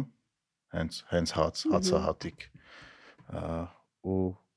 շատ քաղցր ենք ուտում։ Հա, դե երկար ժամանակ մենք սոված ենք եղել Նարեկ, որ Դե մտածում ես, մեծ խնդիր ա եղել էլի ու դա գենետիկորեն արդեն ժառանգվում ա, մարդու ուղեղի մեջ մտած ա։ դե ինձ մաման մինչև մի զանգում է հարցում ասում է ինչ ես կերել։ Հա, Ու բնական է մաման է հա, հարցում է, հա, ասում եմ, բայց իրենց էնդորֆինները մամաների այդպես են արտադրվում, բայց ժամանակն ա եկել հասկանալու բոլորի համար, հանրության համար, որ սովը այլևս խնդիր չի։ Հակառակը շատ սննդի օգտագործումը եւ անպիտան սննդի օգտագործումն ա խնդիր։ դե Հայաստանում երևի արդեն տենց է։ Անկամ տենց բարձր աղքատության մակարդակով երևի ավելի շատ մարդ Հայաստանում շատ ուտելուց համահանում, քան սովից։ Միանշանակ այդպես է, բայց իմջած մեր աղքատության մակարդակը շատ բարձր է։ Ես օֆիցիալ ստատիստիկա չգիտեմ, բայց կարծեմ մենք արդեն միջին եկամտի երկրների ցանկում ենք գտնվում։ Չէ, Հա, իմացա, որովհետև իմ Եվրոպայի սրտաբանների ասոցիացիայի fellowship-ի անդամակցության վճարը բարձրացել է։ հա։ Չէ, դե բանը հնայի աճով կարող է ընկել ենք միջինների մեջ, բայց աղքատության մակարդակը Հայաստանում շատ չի փոխվել։ Պրոստը եթե շատ կոպիտ ասեմ, միջին կլասն է մի քիչ շատացել ու հարուստները ավելի են հարստացել։ Պլյուս դրամն է շատ արժևորվել, որը նաև շատ է բարձրացրել մեր հնան։ Դոլարով եթե նայում ես, բարձրացել է։ Հա, հա։ Բայց դրամով մենք մոռանում ենք, որ դրամը 25% դոլարի հանդեպ արժևորվել է։ Իսկ դու լուծում տեսնում ես այդ հարցին։ Աղքատության։ Հա։ Չէ, որ ունենայի կգնայի վարչապետ կդառնայի կլուծի։ Դե դու որոշս առաջադրվել ասա, ես Չէ, տակրած չգիտեմ ում եմ ձայնս տալու։ Շատերը ասում են կրթությունն է, բայց ես մի քիչ ուրիշ կարծիք ունեմ դրա հետ կապված։ Ես քո հետ միանշանակ համամիտ եմ, որ կրթությունը դա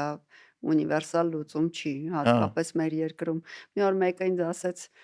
դու շատ համալսարաններ ես ավարտել, ես 4 համալսարան եմ ավարտել, բայց ասեց ես էլ փողոցի դպրոցն եմ անցել։ Ասեց ուղիղ խոսակցություն ա եղել։ Հա, հետաքրքիր է։ Չէ, դե բանը, եթե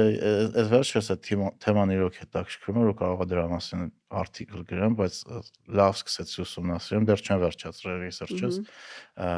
հարստությունն է սկզբում գալի, թե կրթությունը։ Ու հլա դեռ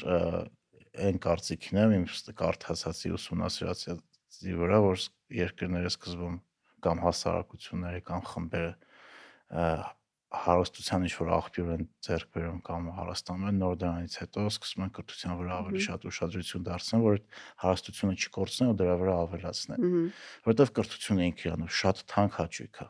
Ես դրա մեջ չեմ խորացել, բայց կարող եմ քեզ ասել, որ երևս 2017 թվականին ես Լոնդոնում սովորում էի, մեր կուրսում Լոնդոնի տնտեսագիտության համալսարանում 2 հայ կար ընդամենը բոլոր ուսանողների մեջ, բայց շատ ադրբեջանցիներ կային, որովհետև իրենք ունեին կրթաթոշակ։ Պետության կողմից Պետության կողմից նավթային փողերը, կրթաթոշակ, հա։ ու միանշանակ այն ինչ որ ասում ես դրա մեջ ռիզոն կա, բայց այսօր ինձ թվում է մեր երկիրը բավարար հնարավորություն ունի, որովհետև ինտելեկտուալ կապիտալ ունենք ամեն դեպքում եւ այսօր ես իմ գնահատականի նավթը չի որ շատ ռեսուրս է Դե համարվում։ հա, ու մենք ինձ թվում է պոտենցիալ ունենք, բայց այդ պոտենցիալը ինչ-որ մեծով պետք է սկսի օգտագործվել։ Ու դրա համար ինձ թվում է պետք է լինել շատ առողջ։ Հա, միանշանակ։ Առողջությունը իմիջայլոց թե եկամտի հետ է ասոցիացվում, թե երջանկության մակարդակի հետ է ասոցիացվում, այսինքն դրանք բոլորը իրար հետ կապ ունեցող գործոններ են։ Հին ասացված կա, չէ, ավելի լավ լինել առողջ եւ հարուստ քան աղքատ ու հիվանդ։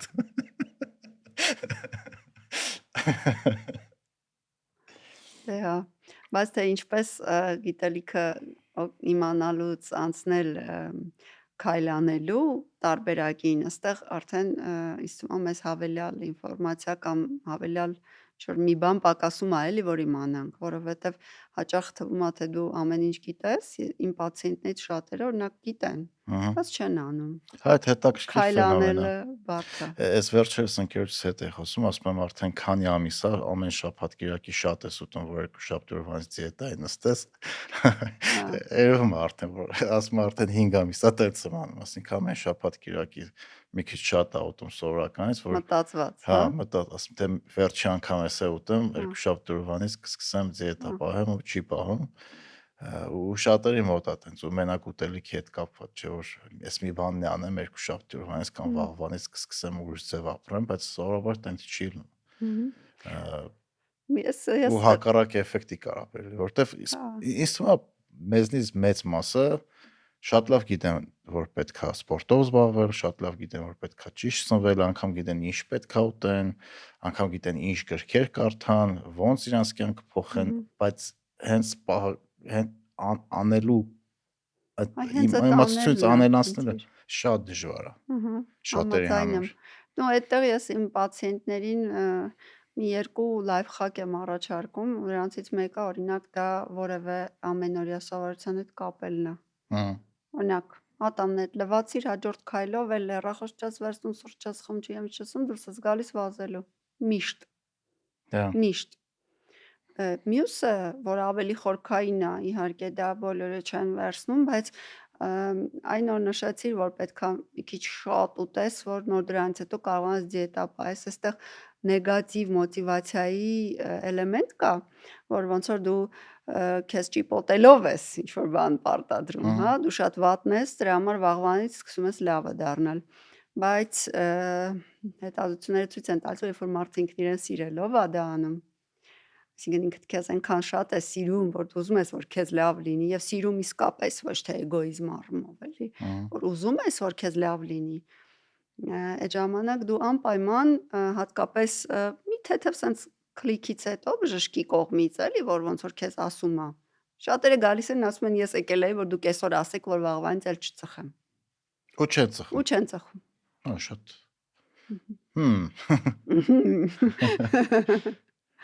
Հա, Այսինքն մի հատ տես փոքր, շատրես մի հատ տես փոքր բան է պակասում հա, այդ փոփոխությանը հա, գնալու։ բայց մյուս կողմից էլ իհարկե մարդը պետքա հասունանա դրա համար, որովհետև ինչ է ծխախոտը օրինակ, հա, ծխախոտը դա փոքրիկ մահ է։ Մենք ոնց որ տենց ամեն օր մի թեթև մեզ արժե զրկում ենք, որտեվ մեզ չենք սիրում բավարար։ Երբ որ դու հասկանում ես, որ դու քեզ պետքա սիրես, որ դու լավն ես, եւ յուրաքանչյուր անհատ ինձ թվում է արժանի է դրան հասնելու եւ որ արժե որ դու մի քիչ ավելի երկար ու որակով ապրես, այդ Հա, ժամանակ արդեն քայլ անելը հեշտանում է։ դե բայց ասում են մի անգամ ենք չի ապրում։ Սովորաբար բան է այդ արտահայտությունը, որ ես լսում եմ, ասում են դե ախպեր մի անգամ ենք ապրում, դրանից հետո շատ ուտելու ինչ որ process է սկսում։ Հա, հա, հա։ Այդ բինջինգի երևույթն է, որ մարդիկ այդ դրա միջոցով էլ են էլի փորձում են իրենց ստրեսները փակել ինչ որ ձևով։ Դե օրինակ Սա ես իմ մոտ նկատել հոգեբանական եմ, է։ որ ստրեսս բարձրանում է, իմ մոտ քաղցրի պահանջարկը միանգամից ասենց Այո, ահավոր ուժեղ կորելացիա ունի մոտ ստրեսը, այդ ստրեսը հետո ուտելիքով փակելը։ որովհետև կարճաժամկետ առումով սա մեր գլխուղեղին հանգստություն է տալիս, Հա, բայց հետո դառնում է արատավոր շրջան։ Մենք դրանով հարց չենք լուծում, որովհետև շատ ստադիներ կան, որ գլյուկոզի կիրառությունը, շաքարի կիրառությունը կապում են դեպրեսիայի եւ տագնապի բարձր մակարդակի հետ։ Եվ ընդհակառակը կետո դիետայի վերաբերյալ հետազոտություններ կան, կետոն ինչ է, երբ որ դու շաքարը ընդհանրապես հանում ես կամ մինիմում ես հասցնում։ հա, Կետո դիետան դեպրեսիայի եւ տագնապի գրոհները զգալիորեն նվազեցնում է։ Ոնց որ պետքա այդ պահը ոնց որ զգալ եւ փոխել։ Մյուս անգամ, երբ որ ես ստրեսի մեջ կլինեմ, փոխանակ մի անգամից ոնց որ բացեմ սառնարանում, նախ սառնարանում պիտի քաղցր չլինի, գոյություն չունի, այդպես շատ ուժեղ մարդհասկացողություն, պետքա դա մի քիչ ավելի կոնցեպտուալ կերպով տնից հանել, հա, հա, եթե վնաս է դու ինչ ես դա առնում, ինչ ես տանը պահում ընդհանրապես, բայց նախքան այդ քաղցրի մասի մտածելը ու դրան այտենց ակտիվորեն մոտենալը, մի պահ կարելի է կանգնել, մի պահ։ Ես այդ կանգնելու պահը չեմ կարող անեմ, եթե ազնիվ ասեմ, բայց այն առաջի քո ասած քայլը արել ենք։ Տանը ընդհանրապես չկա, Մհմ, որ չկա չեմ ուտում։ Այդ շատ հեշտ է։ մհմ, Իրական Պրոստը պետք է չլինի ձեռիդ տակ։ Ձեռիդ տակ չկա, չես ուտում։ Իսկ դրանից հետո պետքա փորձել առողջ փոխարինիչներով հարցը լուծել։ Օրինակ մի գթալ մեղրը ոչ ոք քեզ երբեք չասի, որ չի կարելի։ Հա։ Մրգերը, հատապտուղները։ Չնայած որ այդ պրոցեսարած շաքարը չես ուտում, թխվածքները, աչքների մեջ որ տարբեր կոնֆետներ, հա, միրգն էս քաղցր է թվում։ Հա, միանշանակ համայն զգացողությունները լրիվ փոխվում են։ Հա։ Ես դեկտեմբերի 1-ից մինչև այսօր գրեթե շաքար չեմ օգտագործում եւ պետք է ասեմ, որ կարիքն էլ է անցնում։ Կարիքը վերանում է, բայց եթե չի վերանում, անպայման արժի մտածել, թե քո մոտ ուրիշ տեղ ինչն է պակաս, որ դու շատ շաքարի կարիք ունես։ Սա փակում է, էլի ինչ որ կարիքներ։ Այսինքն ինչ որ կարող է ստրես լինի Այո, կյանքում, կարող է ինչ որ հոգեբանական անբավարարվածություն կա, կարող ինչ որ հարց չի լուծվում, կամ շարունակաբար։ առողջական խնդիր է կարա չէ՞ լինի։ Առողջականը քաղցրի կարիք շատ ունենալը դա հազվադեպ իրավիճակ է, որ ես կարող եմ պատկերացնել, ասենք ինչ որ պատճառով դու ընկնես հիպոգլիկեմիայի մեջ, հա։ Հա, կան մարդիկ, որոնք պարբերաբար պիտի սնվեն, բայց պարտադիր չի որ դա հենց քաղցր լինի, դու կարող ես նույն սպիտակուցային սնունդը շատացնելով նվազեցնել այդ craving-ները, ձգտումները, էլի քաղցրի նկատմամբ։ Հա, ես նկատել եմ վրա, երբ որ սպիտակուց նորմալ ուտում եմ, քաղցրի հանդեպ պահանջը ավելի ցածր է։ Առնվազն 1.5-ից 2 գրամ կիլոգրամ քաշին մենք պետքա օրական սպիտակուց ընդունենք, եթե նայում ես տաղագին մեծ ծավալ է, մենք շատ է այդքան չենք ընդունում։ Բայց կարիքը այդքան է եւ այդքանից հետո կշտացածության զգացումը, այդ ղրելին կոչվածը, հա, որը նյութ է, որը մեր գլխուղեղին իմպուլս է տալիս, որ դու հագեցած ես արդեն, էլ կարիք չունես, նորմալ քանակներով արտադրվում է եւ ավելի երկար է արտադրվում եւ արդյունքում մենք քաղցը այդքան էլ չենք զգում, ինչքան զգում ենք, երբ որ մեր սնունդը կազմակերպում ենք հիմնական մածխաջրերի վրա հիմնված։ Հա։ Իսկ եթե օրինակ մեր լսողների մեջ, չգիտեմ, օրինակ միջին տարիքի տղամարդ կամ կին է, որ ունի մի քիչ ավել քաշ կամ չունի, բայց ուզում է իր կյանքը բարելավի ու սրտանոթային ինչ-որ հիվանդությունների հետ ապագայում չառնչվի կամ եթե առնչվի գոնե մենակ գենետիկ պատճառով, այլ ոչ թե ապրելակերպի։ Առաջի մի քանի քայլ ինչ պետք է անի։ Շատ լավ հարց է։ Դե նախ պետք է սկսել բազային սիրտանոթային ստատուսի գնահատումով, որովհետև կան վիճակներ, որոնք լուր գնում են, աորտալփականի ստենոզը։ Մարդը ընդհանրապես գանգատ չի ունենում, մինչև մի օր ուշագնացել։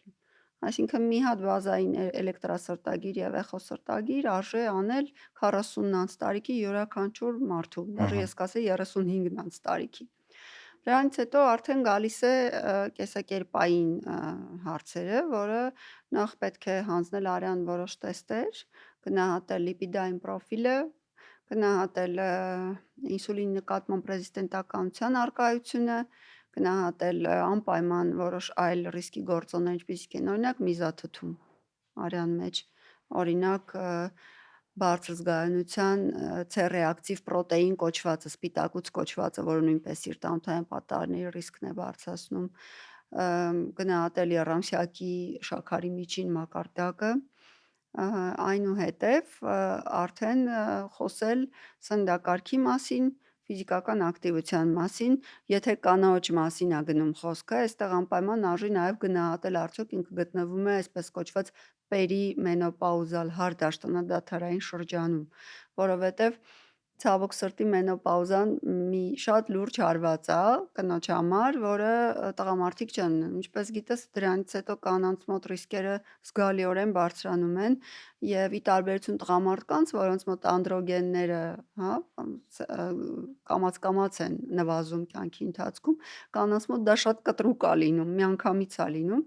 եւ եթե ժամանակին ու ճիշտ չկառավարվի, միանգամից բարձրանում բոլոր հիվանդությունների ռիսկը, սկսած ճարպակալումից, դիաբետից, վերջացրած սիրտանոթային հիվանդություններով, դեմենցիաների վերաբերյալ շատ հետազոտություններ կան հիմա։ Մի հետաքրքիր հետազոտություն կար, որ կանանց մոտ վերցրել էին MRT-ն գլխուղեղի եւ համեմատել էին նախքան եւ հետո, մենոպաուզայից հետո կանանցը համեմատել էին տղամարդկանց հետ եւ տեսել էին, որ եթե նախքան մենոպաուզան կինը լիովին ցածր ռիսկի մեջ է գտնվում տարբեր տեսակի դեմենցիաներ ունենալու, մենոպաուզայից հետո իր մոտ կտրուկ աճում է եւ ինչպես գիտես երևի Ալցհեյմերի հիվանդությունը նույն կանանց մոտ շատ ավելի մեծ տարածվածություն ունի եւ դրա Քան տղամարդկանց, կանխարգելումը պետքա սկսել հենց այդ տարիքից, թեև ինքը հիվանդություն է, որը արտահայտվում է 70+ տարիքում, բայց իրականում սա վերցնում է շատ կյանքի որակ եւ վերջին տասնամյակը կարելի է ասել ցավոք սրտի շատ ծանր է ընթանում այս պացիենտների մոտ։ հասկացա։ Okay, այդ անալիզները հանձնես, դրանից հետո ինչ անում։ Անալիզները հանձնեց, բացի դա ես կառաջարկեմ երկու հատ ֆունկցիոնալության գնահատում, ասենք օրինակ ֆիզիկական ակտիվության տեստ եւ VO2 max-ի որոշում։ Հայաստանում սա շատ ճշգրիտ չի արվում, բայց մոտավոր ինչ որ գնահատում կկարողանանք VO2 տալ։ max-ի տեստն մասկայով Այո։ ֆուտբոլիստները որ տնում ենք վազում են Հա, դա, հա, չէ։ հա։ Եվ սրա անելու հատուկ ձևեր էլ կան, այսինքն պետք չի միանգամից մարդուն ասել վեր կաց ու վազի, ինքը կվազի մի րոպե եւ շունչը կփչի, պետքա բազային մի քիչ վազել, հետո նոր ինտենսիվ ծանրաբեռնվածություն տալ։ Գնահատում ենք անպայման արյան ճնշման մակարդակը, սա նույնպես Հայաստանում շատ տարածված եւ շատ չվերահսկված, չբուժված կարգավիճակ է, գնահատում ենք ռիսկի գործոնների առկայությունը, ինչպիսիք են աղի չարաշահումը կամ գերօգտագործումը, քնի անբավարար որակը, քնի որակի եւ քնի հիգիենայի վերաբերյալ նույնպես լիքը ասելիքներ ու անելիքներ կան, հատկապես այսօր այս թվային դարաշրջանում մարդիկ իրանց հեռախոսի հետ են քնում, որը շատ լուրջ ազդեցություն է թողում գլխուղեղի հանգստանալու ունակության վրա, հա, շարունակում է ակտիվ մնալ։ Ընդհանրապես ես պացիենտներին խորհուրդ եմ տալիս հեռախոսը ննջասենյակ չտանել եւ նույնիսկ էլեկտրական լույս չվառել ննջասենյակում։ Գոնե քնելուց առաջ մի 2 ժամ չսնվել եւ անպայման զբոսանքի գնալ։ Հա։ Ես տենց եմ անում, մոմը վառում եմ ու գնում տես մի ժամ պարկում եմ։ Այ գիրք կարդում ես։ Ես էլ հեռախոսը կողքիցս չեմ թողում։ Դե ավելի լավ է այդ հեռախոսի փոխարեն գիրք կարդալ կամ Չէ, քնելուց կես ժամ առաջ ես ոչ մի բան չեմ անում։ Հեռախոսը չեմ օգտագործում։ ընդհանրապես ոչ մի բան։ Դա ինչ-որ մեդիտատիվ վիճակ է, թե Բան եմ անում, ասենց երեխու համար հեքիաթ եմ կարդում։ Հա, շատ լավ։ Ինքը քնում է, ես հանգստանում եմ։ Հետո գնում եմ շունիկները մանեմ տալի մեր, գալիս են տուն ու գնում ենք տենց քնելու։ Դե տես դու կարծես թե շատ լավ ռուտին ունես քնի, եթե դրան էլ գումարվում ասենք սուրճը մինչև ցերեկվա ժամի 2-ը օգտագործելը։ Մեկից հետո սուրճ չեմ խմում։ Հա, դիր։ Թե չէ իրոք քնից վրա ազդում է։ Հա։ Մի հատ ժամը 10-ն եմ խմում, մի հատ ժամը 1-ին։ Այդպես է։ Եվ մի բան էլ կա, որ շատ օգնում է, դա gratitude պրակտիկաներն է, այսպես ասած, շնորհակալության։ Այսինքն քնից առաջ մտքում կամ ավելի լավը գրելով journaling-ի միջոցով օրվա ընթացքում եղած մի քանի լավ բանի համար շնորհակալություն հայտնել, որովհետև մարդկային ուղեղը ֆիքսված է վատի վրա։ Մենք նեգատիվն ենք ընդունում։ Social media-ում scrolling ես ամ, լիքը լավ բան տեսար, բայց հանկարծ մի հատ վատ բան տեսար, միայն դրա մասին ես սկսում մտածել ու անհանգստանալ։ Անկամ եթե լավն ես տնում, համեմատում ես քո կյանքի հետ ու դա միանգամից վատն է։ Այս էլ է մեծ խնդիր, այո, որովհետև ինչպես գիտենք, social media-ում մարդիկ սովորեն ավելի շատ իրենց լավ կողմերը ցույց տնել եւ իրականությունը շատ հեռու է նրանից, ինչ որ երևում է։ Հա, ինչ էի ասում, բայց եթե շնորհակալություն հայտնենք փոքրիկ հաջողությունների համար, որոնք օրվա ընթացքում եղան, եւ այսօր ես այդպես էլ անում եմ փոքրիս հետ, մենք էլ քնելուց առաջ միշտ հեքիաթ ենք կարդում։ Կստացի ես վերջերս խնդրում եմ, որ AI-ը ինչ որ հեքիաթներ հորինի, այս տարօրինակ հեքիաթներ հորինում ու ծիծաղում ենք ագին դրա վրա, բայց բացի դրանից նաեւ շնորհակալություն խաղն ենք խաղում։ Եվ 3 բանի համար շնորհակալություն ենք հայտնում, որ օրվա ընթացքում եղել է։ Այդ շատ լավ պրակտիկա է։ Ես դա չեմ անում, բայց ով անում է շատ գոհ է։ Հա, սրա շուրջը ստադիներ կան։ Հա, ինքը երկարակեցության շուրջ պտտվող հենց։ իրական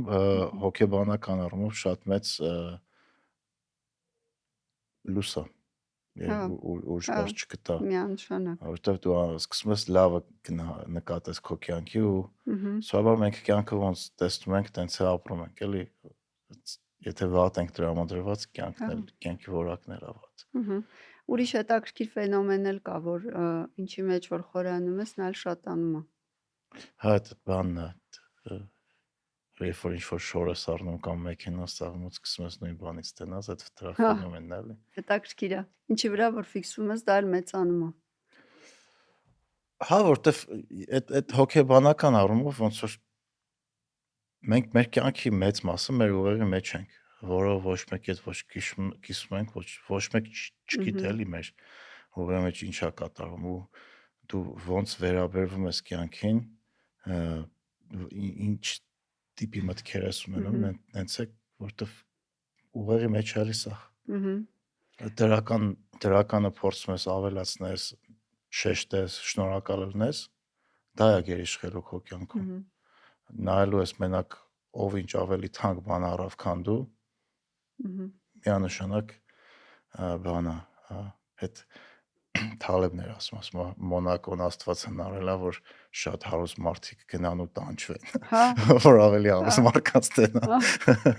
Հա, միանշանակ, ու դրա մասին էլ շատ հետազոտություններ կան, այդ արատավոր օղակը էլի, որ պտտվում է ու մեջը մենք առնետի նման վազում ենք ինչ-որ բանի հետևից, որը անվանում ենք հաջողություն, հա, ինչ է հաջողությունը, success, okay, միլիոն դոլար ունեցար, թե միլիարդ, ինչ-որ մի թվից հետո ինձ թվում է դա արդեն նույն բանն է դառնում քո առօրյայի քո կյանքի համար։ Դե բանը մի հատ հետաքրքիր գիրք կա, այս վերջերս կարդացի, կոչվում է Five Types of Wealth, հարստության 5 տեսակներ։ Ու գրքի հեղինակը Սահիլ էր ոնց որ անունը, խոսում էր նրա մասին, որ մենք մինչև այսօր հիմնական այդ հաջողության ցուցիչը փողն է։ Բայց ինքը միշտ չի որ լավագույնն է մեր համար կյանքի։ Ինքը ոնց որ առանձնացրել էր 5 տարբեր հարստության տեսակներ, մեկը հա ֆինանսական անկախությունն է, երկրորդը այդ սոցիալական հարստությունն է, այսինքն քո հետ մարդկանց կապերը, որի մասին խոսացինք, որ մենակությունը ծխելուց ավելի վտանգավոր բան է, երրորդը առողջությունն է, ինչքան ես դու ֆիզիկապես ակտիվ ու կարողանում ես քո ուզածը ֆիզիկապես անես թե չէ, չորրորդը ժամանակներ, այսինքն ինչքան ես դու կարողանում քո ժամանակը կառավարես, այսինքն կոպիտ ասած, եթե դու ունես մի քանի միլիարդ դոլար, բայց դրա գերին ես ու քո ժամանակը չես կարողանում կառավարես, անընդհատ ինչ-որ քաղաքական խաղերի մեջ ես, եսի մեջ ես, ումա պետք, այսինքն դու ազատ չես, փողը ինքը պետք է ազատություն բերի, ոչ թե հակառակը, էլի։ Միանշանակ ազատությունը գերագույն արժեք է եւ դրա համար էլ այսօր հարստությունը ավելի շատ հենց ժամանակով է չափվում։ Ինչքան ժամանակ ես դու կարողանում դնել քո սիրելի անելիքների մեջ։ Ու հետաքրքիրն է, որ նոր սերնդի մոտ այդ պրիորիտետները փոխվել են։ Հայաստանում չգիտեմ ոնց է, բայց Ամերիկայում ես վերջերս New York Times-ում մի հատ հետաքրքիր արտիկլ կարդացի, որ նոր սերունդի համար այդ հարստությունը ոնց որ մեր սերնդի համար է միլենիալների, դա առաջնային չի դառը։ Իրանք արդեն սկսում են գնահատեն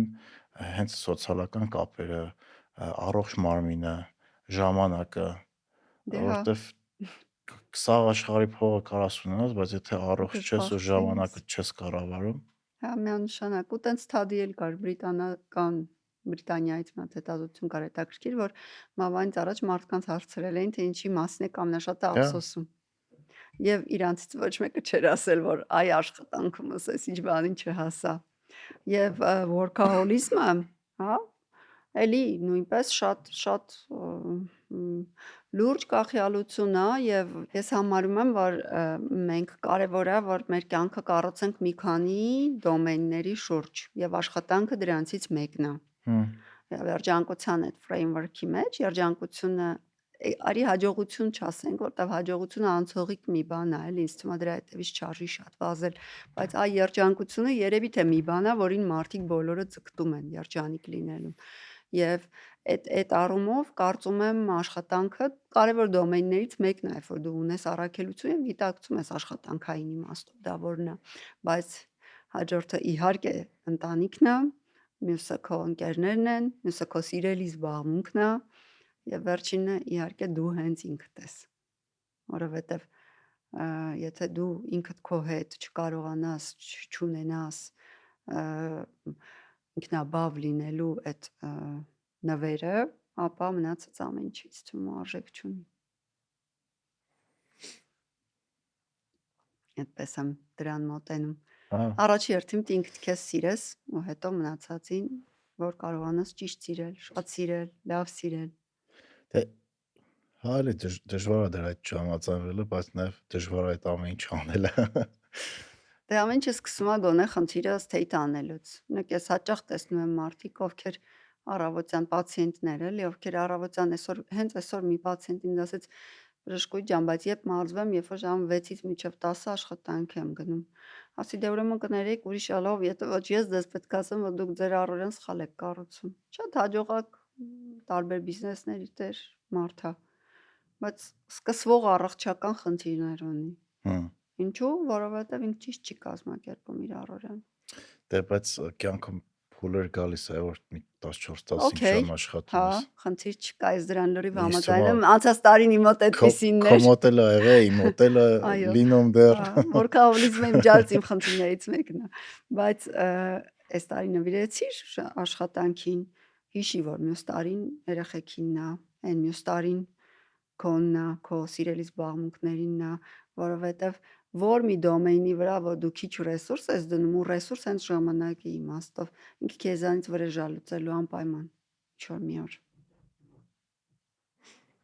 Երեխաները այդ առումով ստացի ամենազգայունն են։ Սաղքյանք հիշել են, որ հետ ֆուտբոլի խաղին չես գնացել։ Հա, ու հենց դա են հիշելու, այլ ոչ թե որ դու ֆիզիկապես ներկայիր, բայց ժամացույցի հեռախոսի մեջ սկրոլինգ էիր անում։ Այդ ես նես շատ եմ նկատում։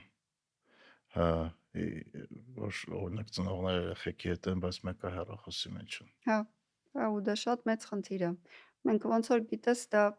հեռախոսը շատ լուրջ կախյալություն է եւ հավանաբար մարտահրավերները շատ են աշխարհում, անորոշությունը շատ է, մենք դրանով ենք հարցը լուծում,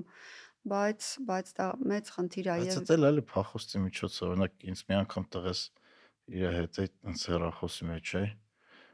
Ասես պապը հեռախոս տենքում կդնես 4 տարեկան, որ ասում է 4 տարեկան երեխան իզնից խելոք է։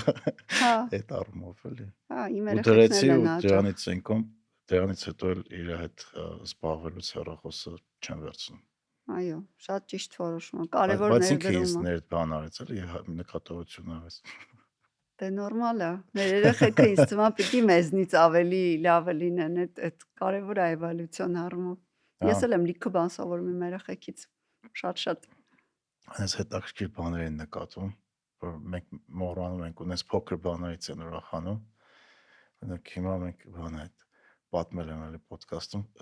Սերգեյը շատ սիրում է այդ մեծ մեքենաները տարբեր տեսակի, չգիտեմ, բետոնամիշալ կա կլինի, ինչ որ մեծ կրուզովիկներ կլինի։ Հիմա որ իր հետ տենում ենք երկուսով ուրախանում ենք։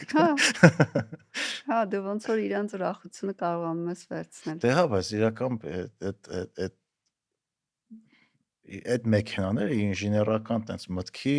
հրաշքներ են իրականում։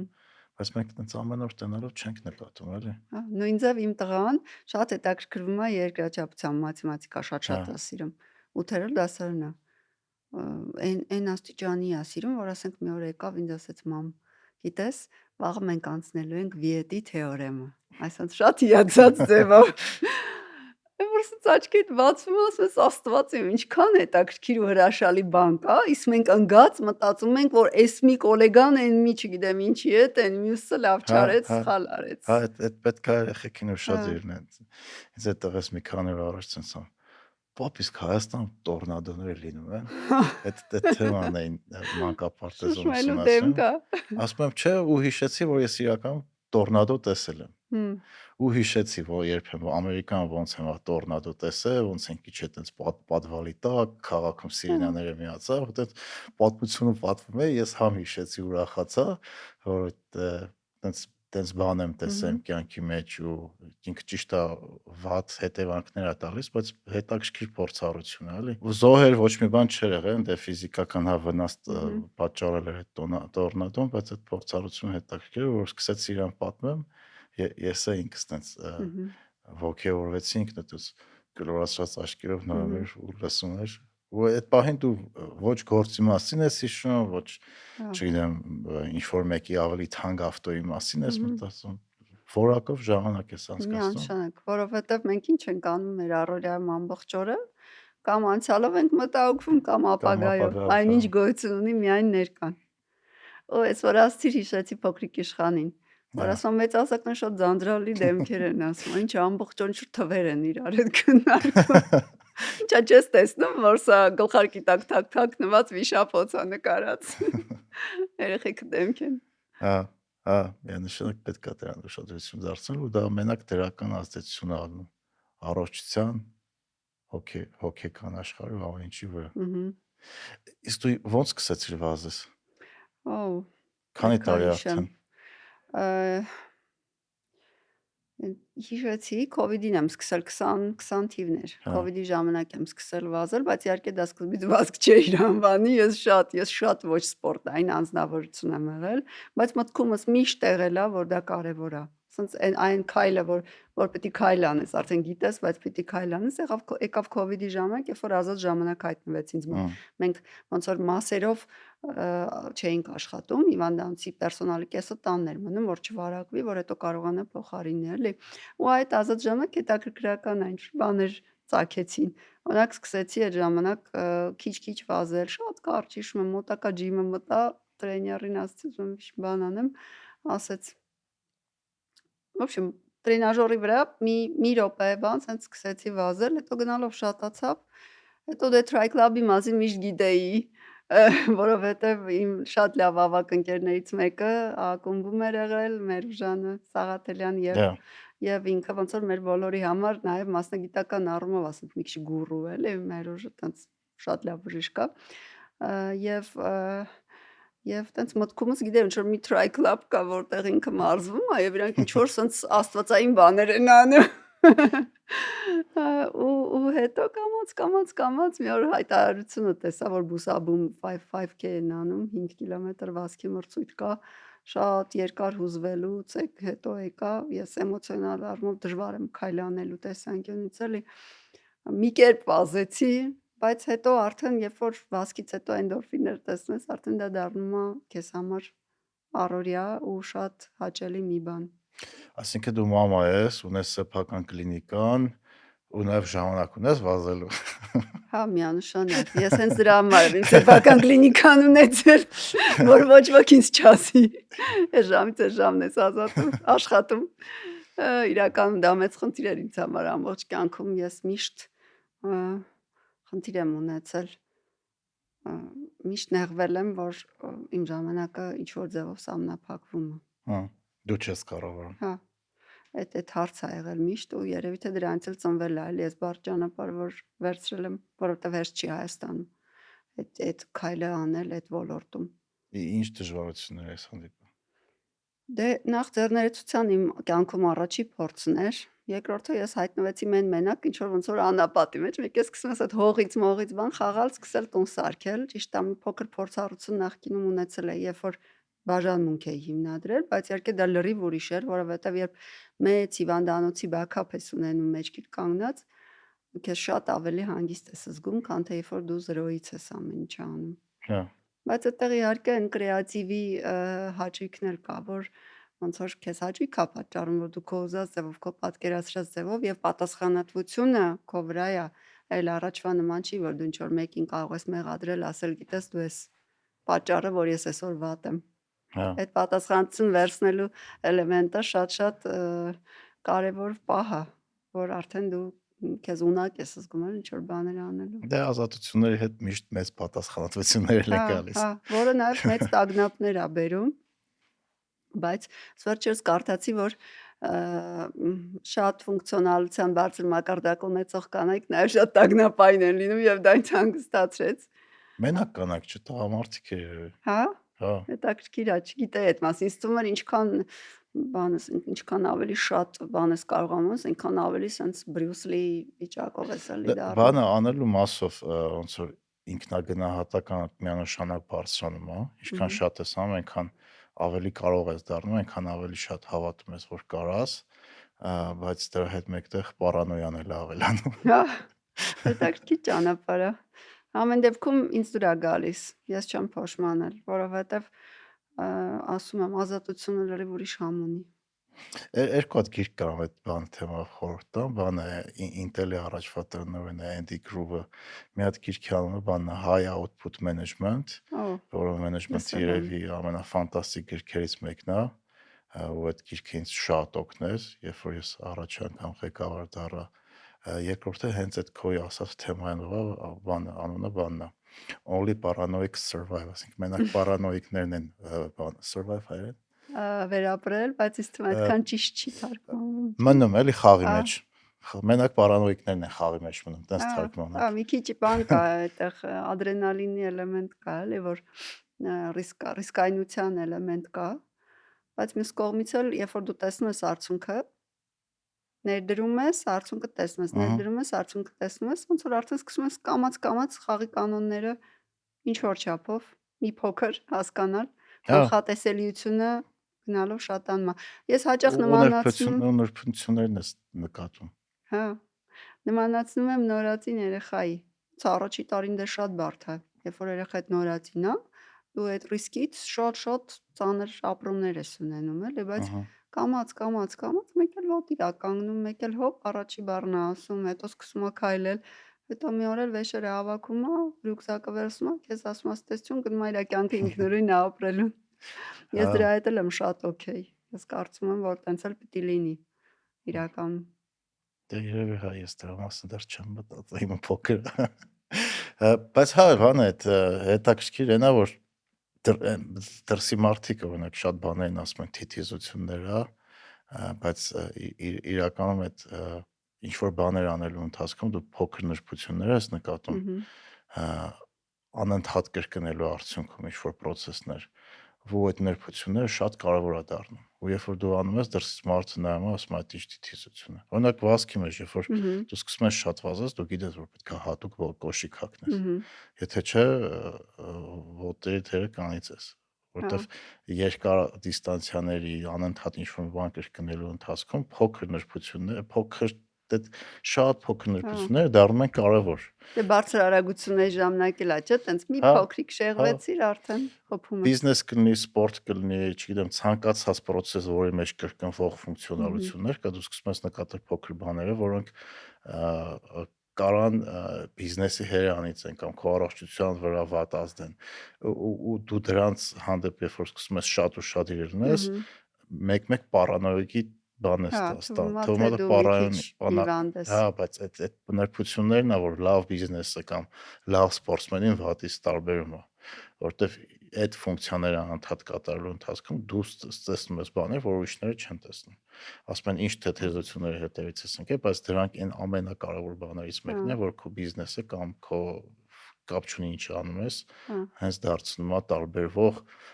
ու ա, երկարաժամկետ խաղի մեջ մնալու գրավականներից հա, մեկն է։ հա։ Իմ կարծիքով նաև շատ կարևոր է, որ դու կարողանաս քո ը, առաքելությունը եւ քո տեսլականը ճիշտ կոմունիկացիա անես բոլոր աշխատակիցներին։ Շատ կարևոր է։ Այսինքն դու քո մտքի մեջ եթե դա պահեցիր, դա միայն քոնն ա լինում եւ դա իրականություն կարա չդառնա, որտեվ ամեն մեկը մի տեղում մի բան ա մտածում։ Եվ նաեւ էլ ավելի կարևոր է, որ դու քո արժեքներին հավատարիմ մնաս։ Ասենք օրինակ մենք մեր կենտրոնում որդեգրել ենք որակը իբրև արժեք, պացիենտակենտրոնությունը իբրև արժեք։ Եվ ցանկացած քայլ, որը որ դրան հակասում է,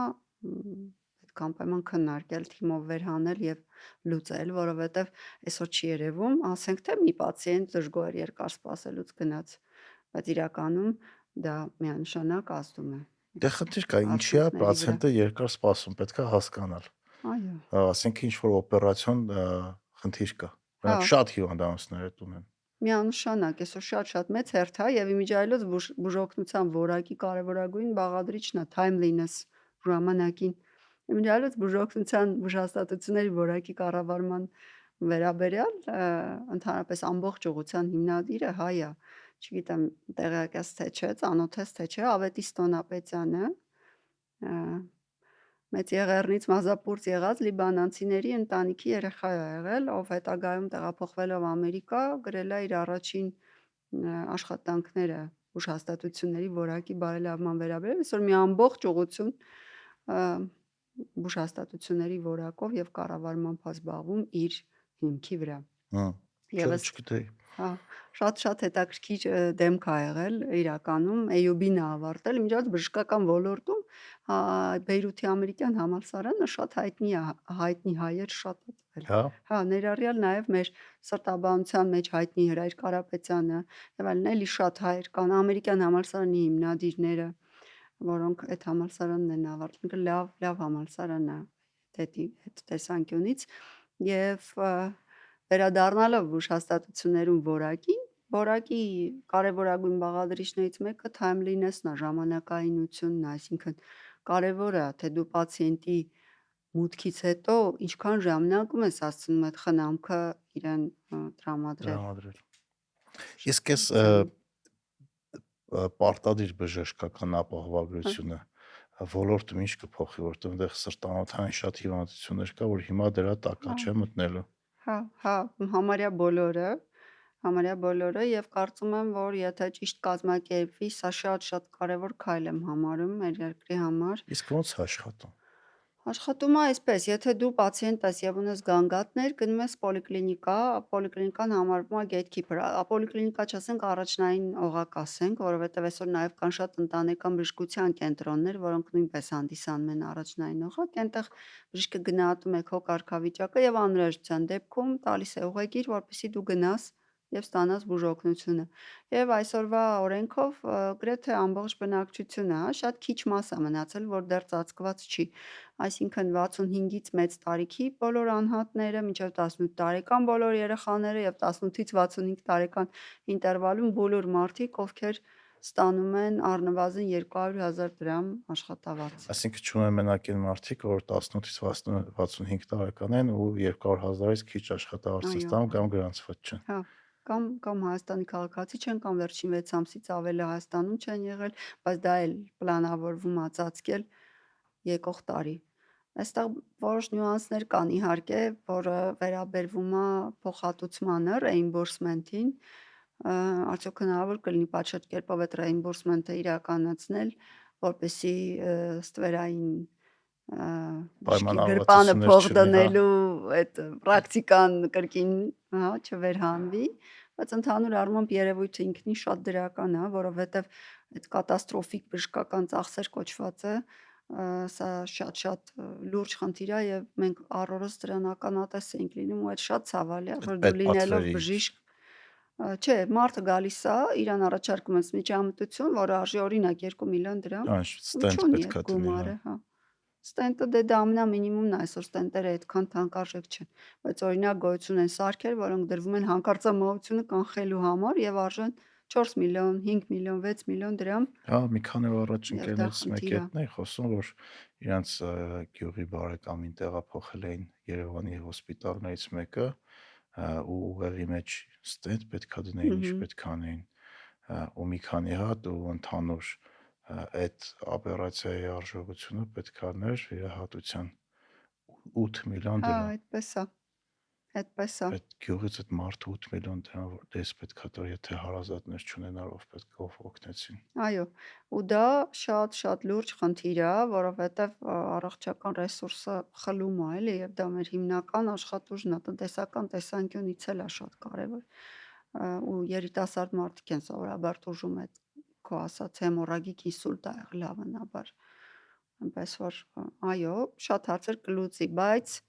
ճիշտ կազմակերպելու պարագայում, որպեսզի ինքը էֆեկտիվ գործիք դառնա, այլ ոչ թե հերթական նախկինում պետպատվեր հայտնի պետպատվերի նման մի բան, երբ որ այսինքն մարդիկ գալիս են ինչ որ բուժման կարիք ունեն ու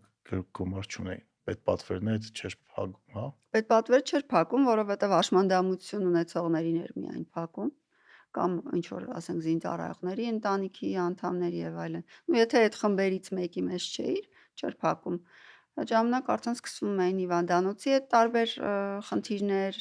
վարկով ձևակերպել, որը շատ հաճախ հնարավոր չէր, եւ նաեւ այո, լինում էին պացիենտներ, որոնք ասում էին, դե ինչքան կապրեմ, ուտուն էին գնում։ Բայց որպես բժիշկ Այդ Դժվար շատ է, չէ՞։ ծանր է, այո։ Այդ հոգեբանորեն շատ ծանր է։ Ես իմ առաջին մասնագիտության մանկական սրտաբան եմ եղել, ու այդ անցումը, հիշում եմ, մանկականից մեծ ասակ դառնալու, դե մանկականը միշտ ծածկվել է, մինչև 18 տարեկանը պետպատվերով վիրահատությունները արվում են, այնքան ավելի հարթ էր այդ ընթացքը, երբ որ դու ամեն հաջորդ պացիենտի հետ ֆինանսական հարց ունես, թեկուզ մասամբ քննարկելու։ Մեծ մասը աշխատում ենք ադմինիստրացիայի վրա թողնել, որովհետև մի քիչ դաժե սիրուն չի էլի, երբ որ բժիշկը պացիենտի հետ ինչ-որ ֆինանսական հարց է քննարկում, հա, մենք թողնում ենք այդ մասը ադմինիստրացիայի վրա, բայց միևնույն է, այդտեղ բազմաթիվ տարբեր տեսակի խնդիրներ էին առաջանում եւ լինում էին նաեւ պացիենտներ, որոնք թողնում գնում էին ու չէին կարողանում այդ բուժօգնությունը ստանալ։ Որ ճողավոր է դες բաները լսելու, բայց Հա, ու այսօր ես ասում եմ, մենք 2015-ից 17 թվականին եմ սովորել ամերիկյան համալսարանում, այն ժամանակ մենք խոսում էինք համապարփակ ծածկույթ ունենալու վերաբերյալ իբրև մի մեծ երազանք։ հա, Այսօր այդ երազանքը իրականություն է դարձել, մենք պիտի կարողանանք դա գնահատել եւ շնորհակալ լինել, նույնիսկ եթե ունենք բազմաթիվ խնդիրներ ոլորտում, չլուծված հարցերով եւ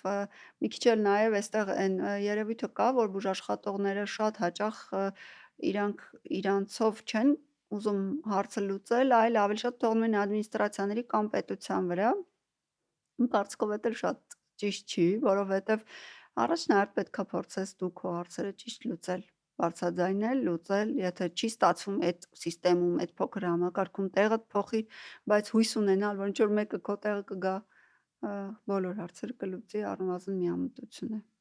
իսկ օրինակ եթե ես ունեմ այդ ապահովությունը բժշկական, եկա ինչ-որ մասնավոր կլինիկա, որը 3 անգամ կամ 4 անգամ ավելի թանկ է, քան օրինակ, չգիտեմ, ինչ-որ պետական հիվանդանոց, պետությունը այդ կփոխհատուցի լրիվությամբ, ոնց է Չէ, աշխատում այդպես չի, կլինիկաները իրավունք ունեն ընտրել, իրենք ցանկանում են աշխատել, թե պայմանագիր չէ, կնքել պետության հետ, թե ոչ։ պետության գներով, Այո։ Եվ մեծ մասը մասնավոր փոքրիկ կլինիկաների այսօր opt-out է լինում, իրանք չեն չեն ուզում։ ուզում, հա, Եվ դա նորմալ է։ Գիտես ինչու նարեկ, որովհետև նույնիսկ ամենազարգացած համակարգերում Մեծ Բրիտանիայում, հա, ամեն ինչը պետությունն է ծածկում։ Բայց անմարդկային հերթեր կան։ հա, դե մի քանի ամիս Հա, հերթ ես կանում, ու եթե դու հերթին չես ուզում գնալ, դու կարող ես քո ամբուլատոր հետազոտությունները մասնավոր կենտրոնում անցնել որոշակի տրամաբանական վճարումներով։ Այստեղ խոսքը չի վերաբերում սրտի բաց վիրահատությանը կամ գլխուղեղում ստենտերի տեղադրմանը, հա, եթե դու մեծ իսկ հիվանդանոց ես ուզած չուզած պիտի ոնց որ աշխատես հա, պետության հետ, հա, բայց երբ որ դու մասնավոր կենտրոն ես, դու կարող կարող ես ես մի քիչ ընտրես, առանձնանաս, ընտրես եւ քո ուզած ձևով աշխատել։ իսկ դա չի բերի հերթերի մեծ հիվանդանոցներում, պետական կամ մեծ մասնավոր հիվանդանոցներում, ովքեր կաշխատեն, Անխուսափելիորեն կբերի ասենքն եւ հիմա ոնց կա, որ տենց զանգեցիր մի օր հետո կամ մի քանի ժամ հետո գնացիր բժշկի, այդ այսօր էլ այդպես չի, այսօր հա, պետական ասենքն չեմ գնացել հիվանդանոցներից բժշկի, շատերում չգիտեմ, եւ Փառք Աստծո, որ չես գնացել, բայց այսօր պետական հիվանդանոցներից շատերում ահագին երկար հերթեր կան տարբեր հետազոտություններ անցնելու համար։ հմ, Իհարկե, երբ որ խոսքը անհետաձգելի իրավիճակներին է վերաբերվում, այդ ժամանակ մենք պարտավոր ենք ընդունել պացիենտին հիվանդանոցում։ Եվ այս դեպքում արդեն մահճակալային ֆոնդի հարց է առաջանում, բայց քեզ պետք է ասեմ, որ այս համակարգի փոխմանը, ռեֆորմին շատերը պատրաստվել էին եւ միայն իմ ինֆորմացիայով այսօր Երևանում առնվազն 8 նոր կաթետերիզացիոն լաբորատորիա է բացում, այդ այնտեղն է, որտեղ ստենտեր են դնում կամ այդ ուղեղի բաներն են բուժում։ Եվ նախնական իմ պրոգնոզներով մի որոշ ժամանակ հետո դրանցից մի մասը փակվելու են, որովհետև ավելորդ են լինելու ինչը արդեն։ Դե մարդիկ որովհետև կսկսեն, պանջարկ այդքան չի լինի։ Օրինակ հա, մի տարի այդքան չի, եղավ, որ բայց մենք մեկը ավելանում է, չէ, սրտանոթային հիվանդությամբ մարդկանց թիվը, Դե տես, պետությունս մեր ստեղ մի քիչ թրիքի բան է արել, իրանք փորձել են պոլիկլինիկայի միջոցով, առաջնային օղակի միջոցով անցկացնել այդ պացիենտներին, որը անխուսափելի է խոսում է կանխարգելման անհրաժեշտության մասին։ Այսինքն, եթե առաջնային օղակը ի վիճակի եղավ պատշաճ կերպով կանխարգելում իրականացնել, այսինքն բոլոր պացիենտները պիտի չեքափներ անցնեն։ հա, Այդ դեպքում հավանականությունն է, որ մենք սիրտանոթային խոշոր պատահարներ կունենանք, պիտի որ գնալով նվազի։ Բայց իհարկե այստեղ տենց շատ միանշանակ չես կարող ասել, որ անպայման լավ է լինելու, որովհետև ինչպես ցանկացած նախաձեռնություն նոր, սա էլ ունի բազմաթիվ նյուանսներ եւ ամեն ինչ շատ կախված է նրանից, թե ինչպես ճիշտ կանեն այդ ամեն ինչը, հա, ճիշտ կկազմակերպեն, բայց իբրև ընդհանուր գաղափար իհարկե շատ լավ է եւ շատ ողջունելի է, որ այսօր սրտամկանի ինֆարկտով պացիենտը Չի մահանում։ չի մահանում։ Բուժում Նու չստանալու վերջին բուժում ժամանակներս չստանալու արդեն չէր պատճառով, հա։ մահանում, բայց օրինակ հանկարծամահության ռիսկով պացիենտը հանկարծամահ չի լինի, որովհետև կգնա եւ իրեն հասանելի դեֆիբրիլյատորը կունենա, որպեսզի մի օր սրտի կանգից չգնա։ Հա։ Բայց տենդենսը գնում է, որ ավելի շատ են, մարդիկ ավելի են, չէ, հիվանդանում։ Ցավալի է, բայց տենց չի։ Այդտեղ բարդ է ասել, որովհետև դա մի շարք կարևոր գործոններով է պայմանավորված։ Առաջին հերթին դա բնակչության ծերացումն է։ Մենք ավելի երկար ենք ապրում։ Ծերանում ենք, քաշերներս ավելանում է, էկոլոգիան է գնալով վատանում է։ Դա պետք է բերի նրան, որ ավելի օդի աղտոտվածությունը մի առանձին թեմա է, որից կարելի է շատ երկար խոսել, բայց հայտնաբերելիությունը նույնպես շատանում է։ Սա էլ է պատճառներից մեկը հանդիսանում, այսինքն ես չեմ կարծում, թե մենք այդպես շատ ավելի շատ հիվանդությունը շատանում է, քան ուղղակի երկարակեցության շնորհիվ եւ վաղ հայտնաբերման շնորհիվ մենք ունենք հասկացողություն prevalence, հայերեն չգիտեմ, ոնց է տարածվածություն երևի, որը ժամանակի n կետում հիվանդությամբ ախտորոշված հիվանդների քանակն է, հա, օրինակ տարիներ առաջ դա ավելի քիչ էր, բայց ոչ թե որովհետև հիվանդները իրականում քիչ էին, այլ մարդիկ իրենց տանը մահանում էին, որովհետև չէին կարող դիմել բուժօգնության։ Իսկ այդ նոր սերնդի այդ դեղորայքները, այդ Օզեմպիկ, Վիգովի, Մոնջարո, դրանք ոնց են կազդեն, որովհետև այս վերջից մի հատ հետաքրքիր հետազոտություն տեսա, որ այս տարի Ամերիկայի ավիաընկերությունները կանխատեսում են, որ ավելի շատ եկամուտ կունենան, որովհետև Ամերիկայի բնակչությունը պատմության մեջ առաջին անգամ սկսել է քաշ կորցնի Վիգովի այդ GLP-1-ների պատճառով, ու ինքնաթիռները ավելի թեթև են թռնելու, ավելի քիչ բենզին են օգտագործելու։ Շատ հետաքրքիր է։ Ոլորտը դրանով շահելու է, ու շատ հիվանդություններ կախված է ավել քաշի հետ։ Եթե ավել քաշի հարցը այդ դեղորայքով լուծվում է, ինչ ազդեցություն կունենա, ինչ են կանխատեսում։ Ես իրականում շատ դրական եմ տրամադրված եւ կարծում եմ ճիշտ ձեռքերում